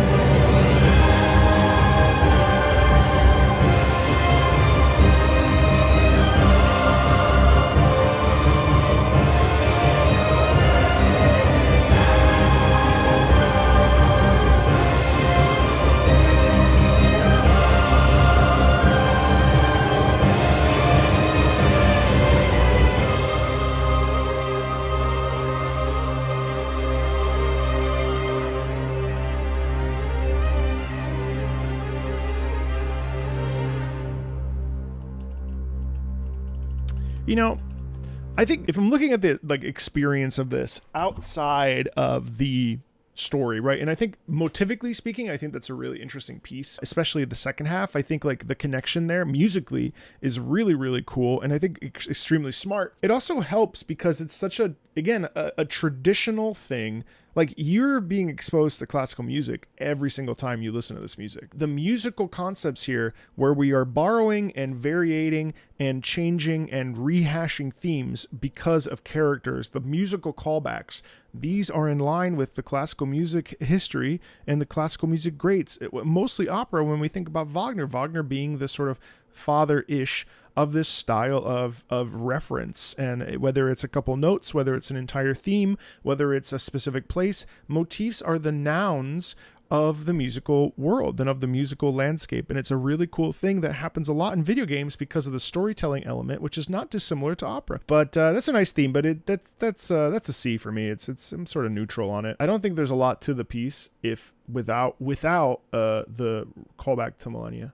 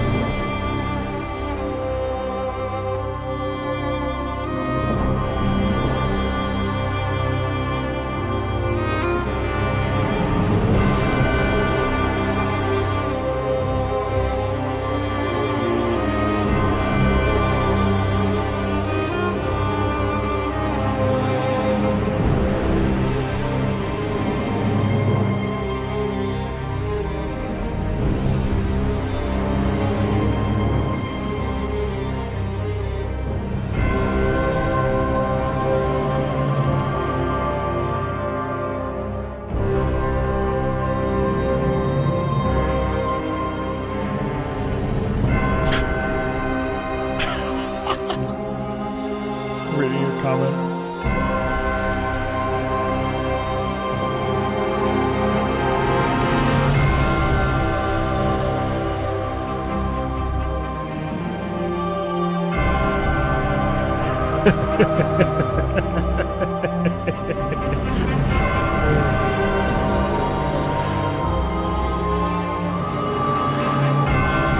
Oh wow, there's some horn in here I didn't notice. Actually, that's really cool.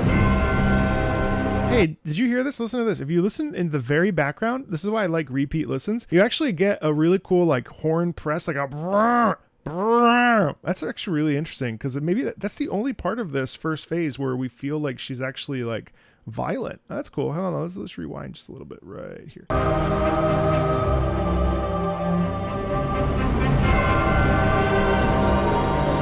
Right there. You hear that? A little bit of a press. Do you hear that? That's cool.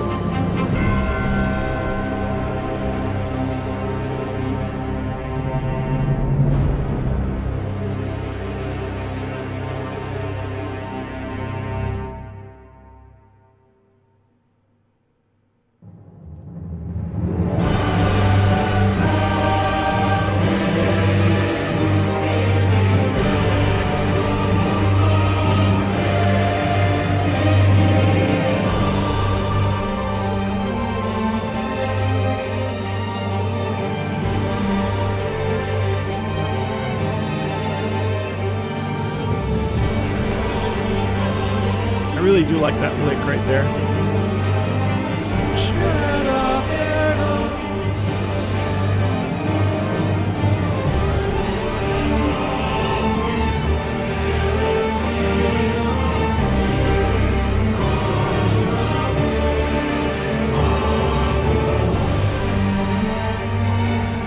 I like how then the cello comes forward too. It's pretty cool.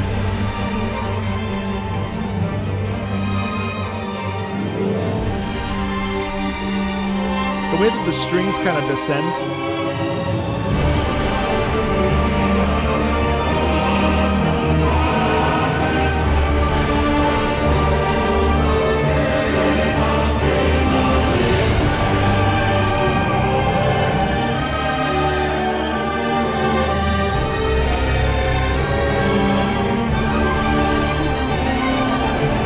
That twirling is really fun too.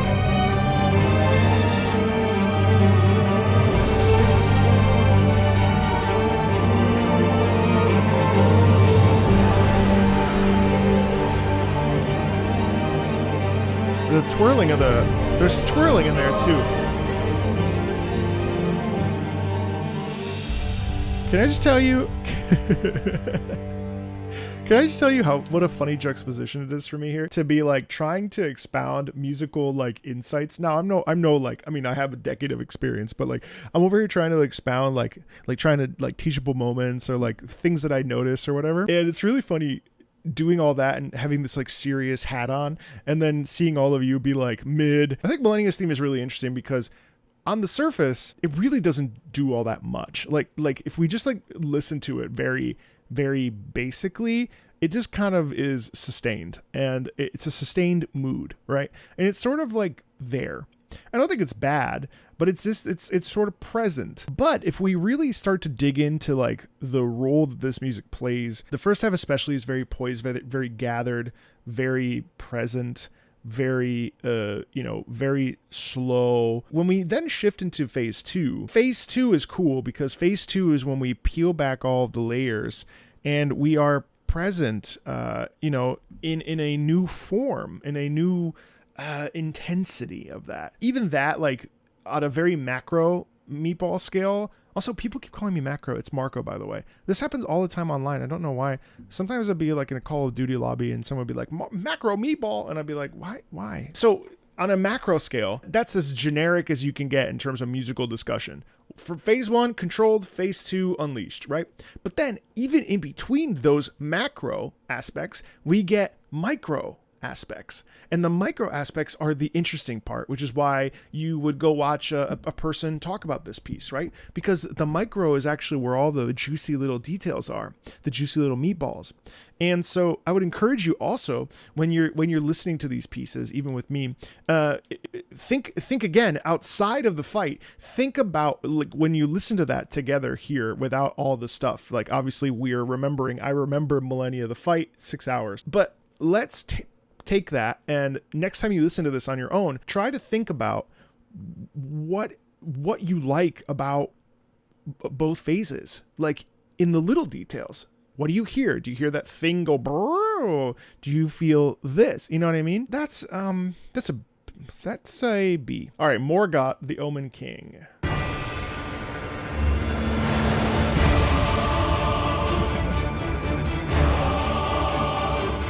I was.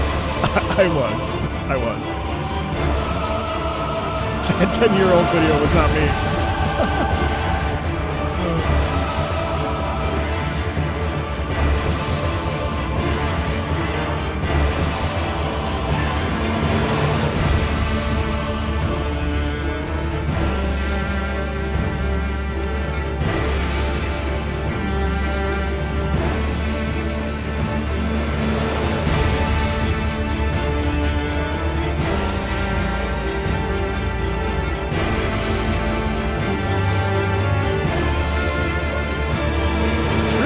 Really nice violin though there, right? And then the chorus is pretty cool too.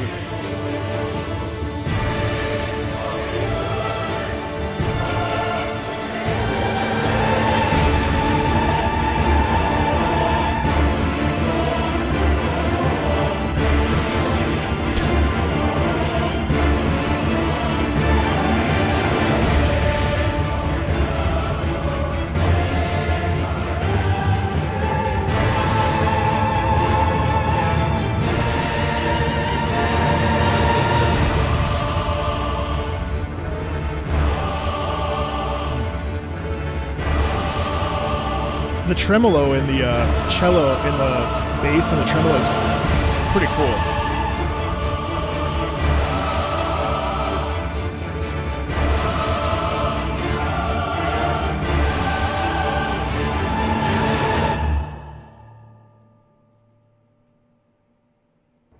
Okay, I guess.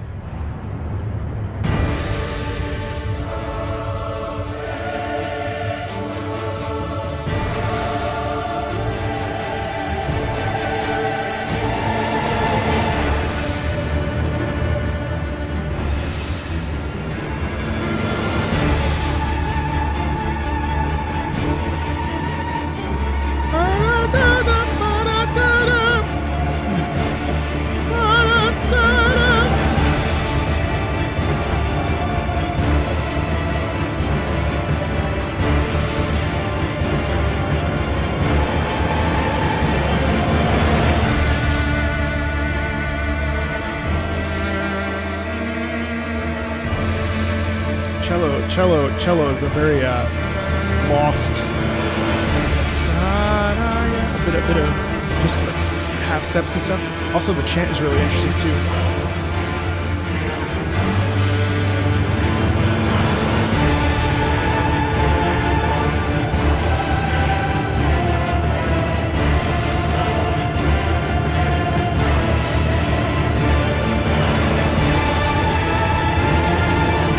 Now we get that doubling. Huh. Da, da, da.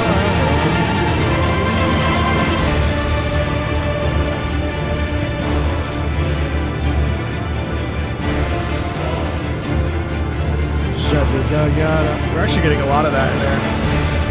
We get that almost the entire time, don't we? Right?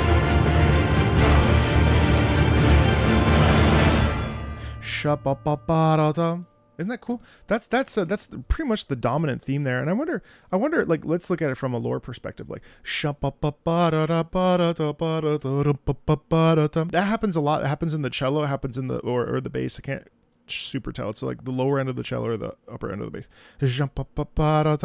Also, the soprano has that at one point as well. What are some of the emotions that you feel when you listen to that? To me, it's really about being the front of the line, being the last of the like the front of the line, meaning like there's nothing else to stop us from going where we need to go, right?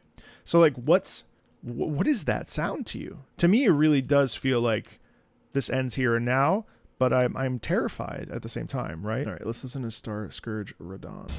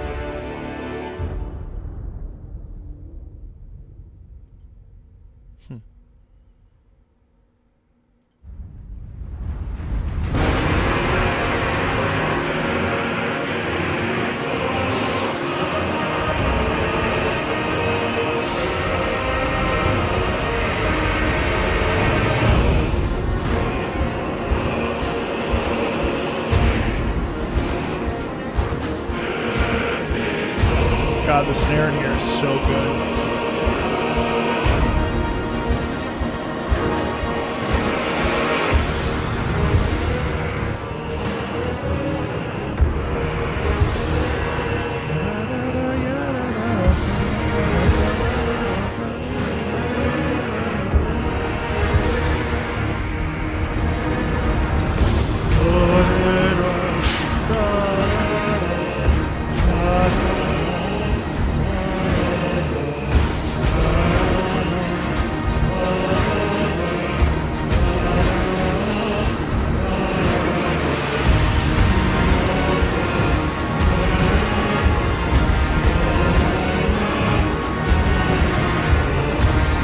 Nice brass in there.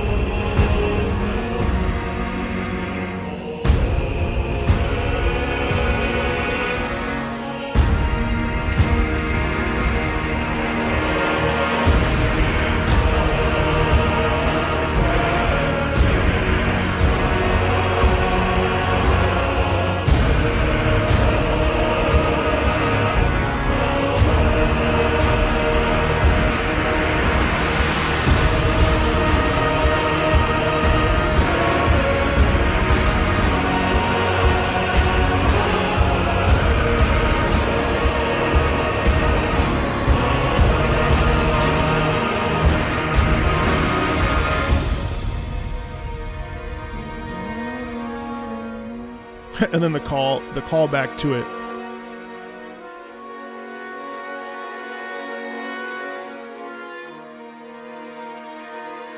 What is that?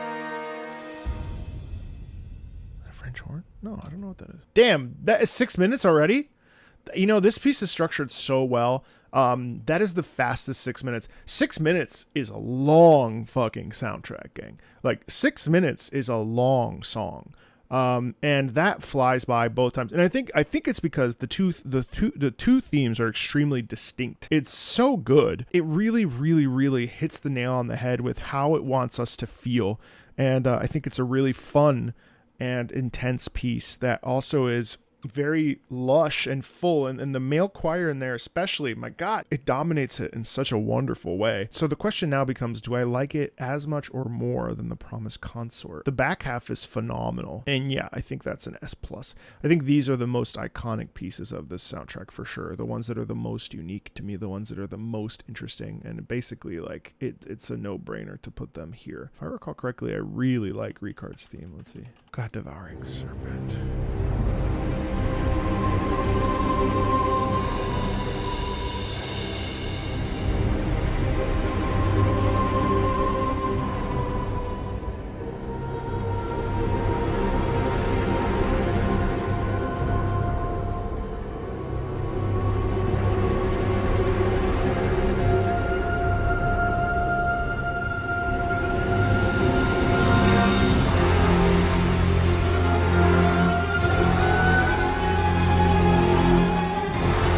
Thank you.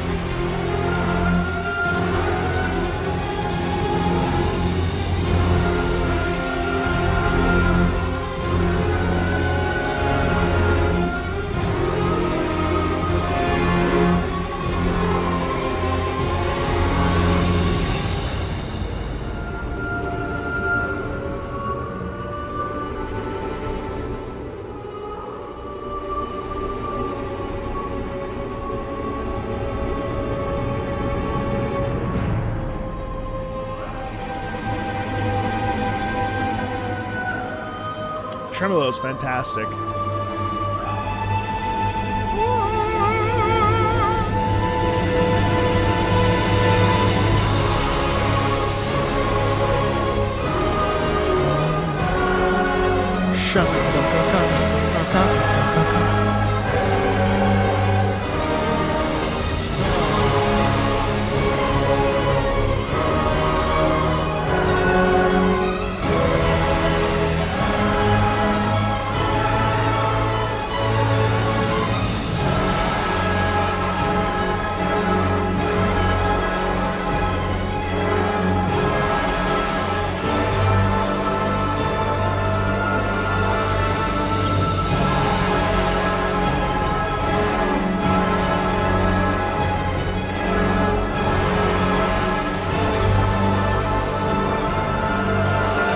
super sustained.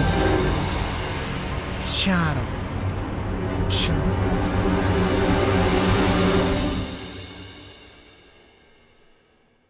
It's super plotty too. Maybe it's plods around because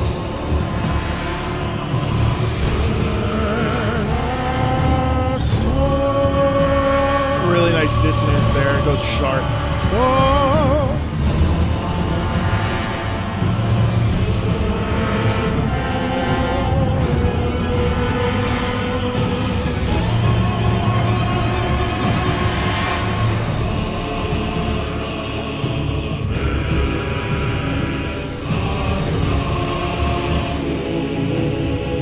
Here's the nice tenor part.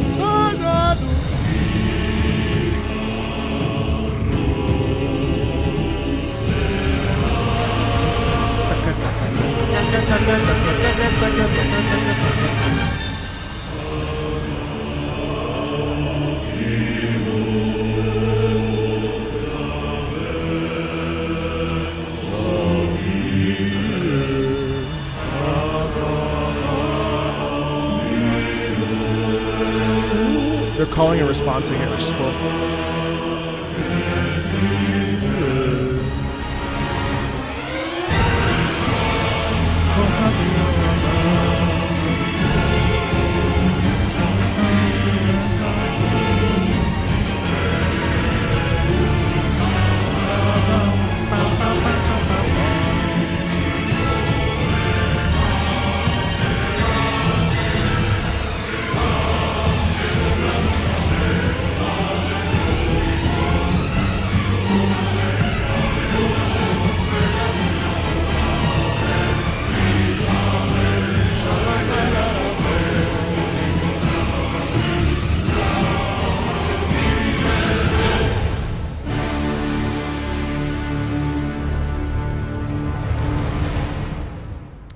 My point still stands that the piece is very reminiscent of evil, and probably the most evil piece in the game. I mean, Mohg's theme is pretty rough in terms of the way that it describes the character, but this theme, Rikar's theme, is the most vile of the lot. It doesn't really slither as much as I thought originally. Like, it does, but the first half is pretty sharp, actually, with the hitting of the sword and stuff. The second one is a bit more... I really like, too, how we go sharp.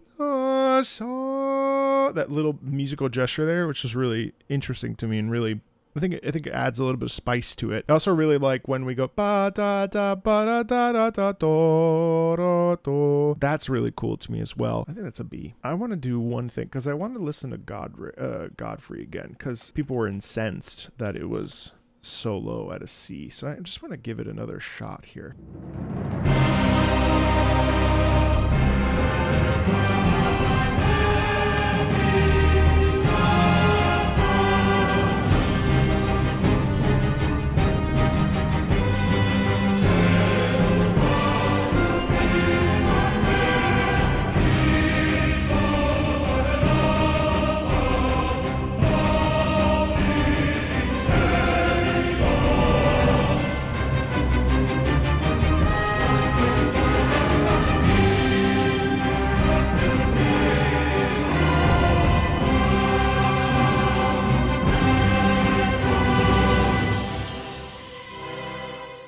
I like how buttoned up phase 1 is. And the trumpets are pretty cool.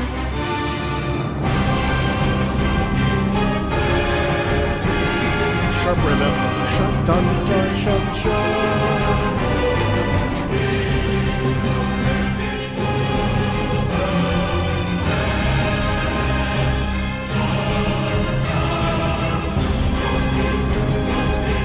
Jump, jump, jump, jump, jump, jump, jump, jump.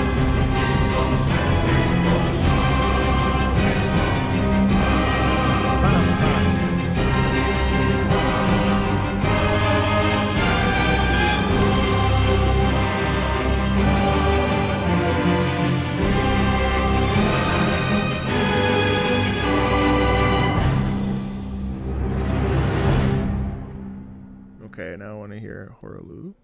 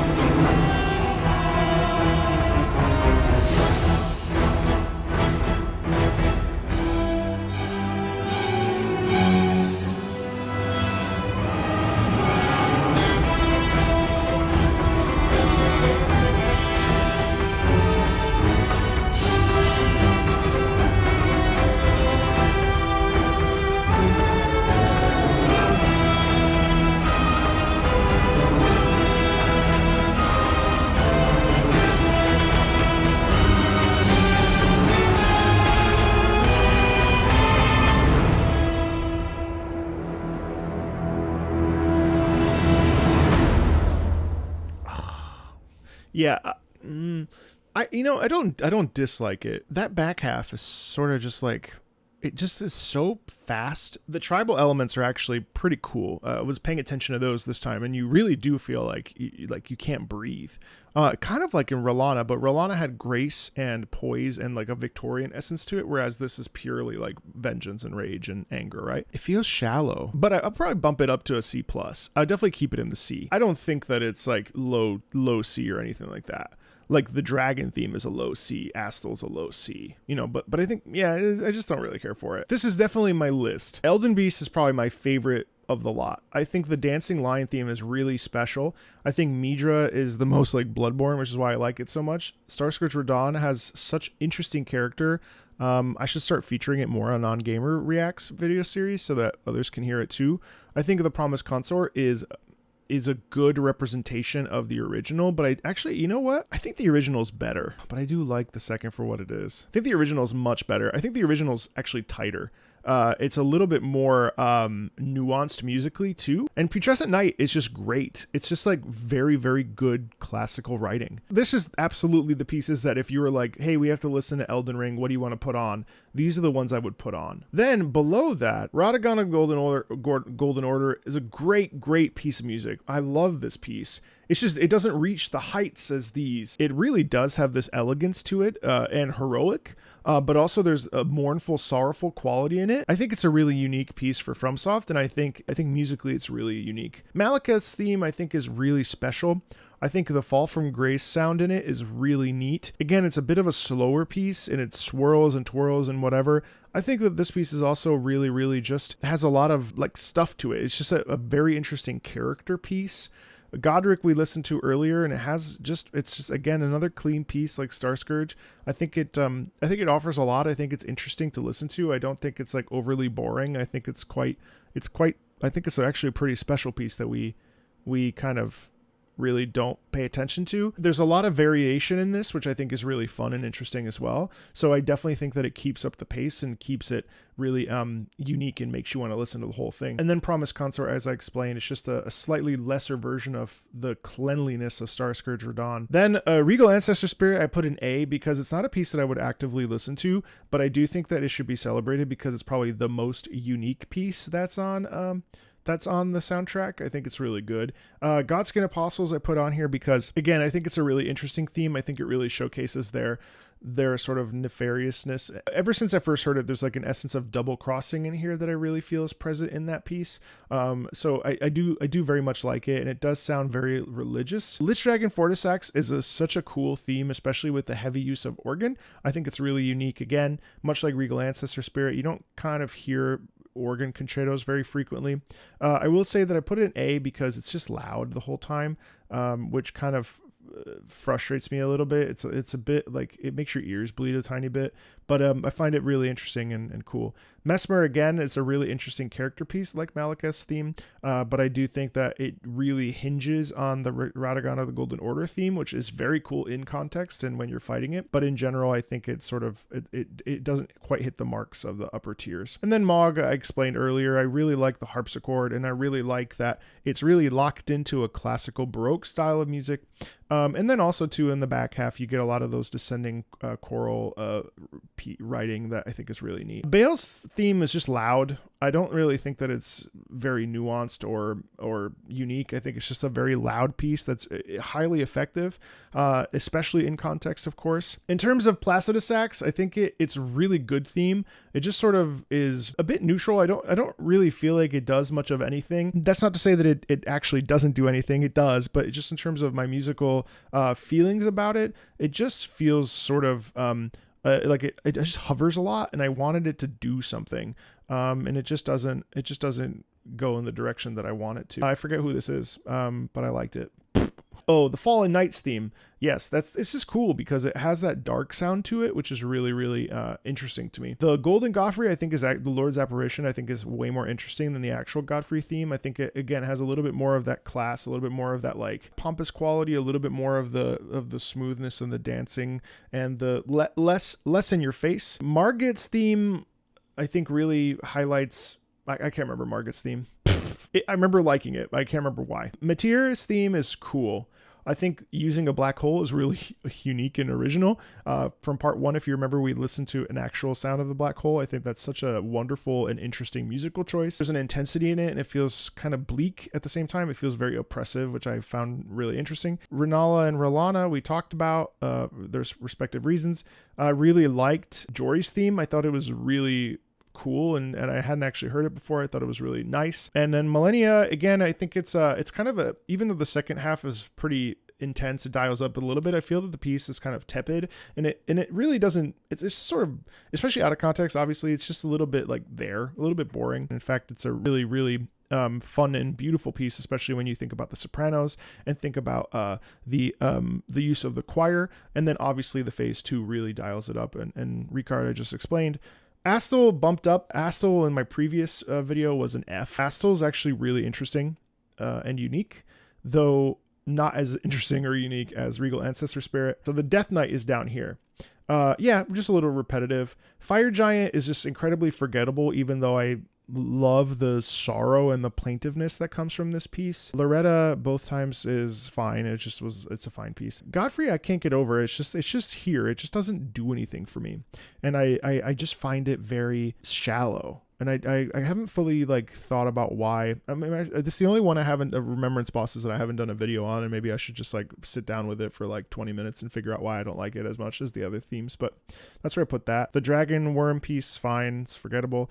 Shadow Tree Avatar is whatever. I mean, it's a little bit too long. I also find that the most interesting part about it is when it's dying. Romina just relies, in my personal taste, too heavily on Millennia's theme to be really special. Morgoth's theme is beautiful. Again, it doesn't, I think Margit's theme is a little bit more interesting for my personal taste. And then here is basically just all the other themes that we listen to that are sort of just, they feel not phoned in, because I don't think anything is phoned in this particular soundtrack or by any video game composer, but I do think that they're a little bit shallow and a little bit, I don't know, just sort of, as the kids say, mid. So that's sort of my perspective. Again, this is completely subjective, and I hope that you'll do this for yourself, and I hope that you will, find your own tier list, and I hope that you'll listen to this music judiciously and not just because it's hype. We have to really think about why a piece feels interesting to you personally, not just because, it's a banger. Like Bayle's theme is good.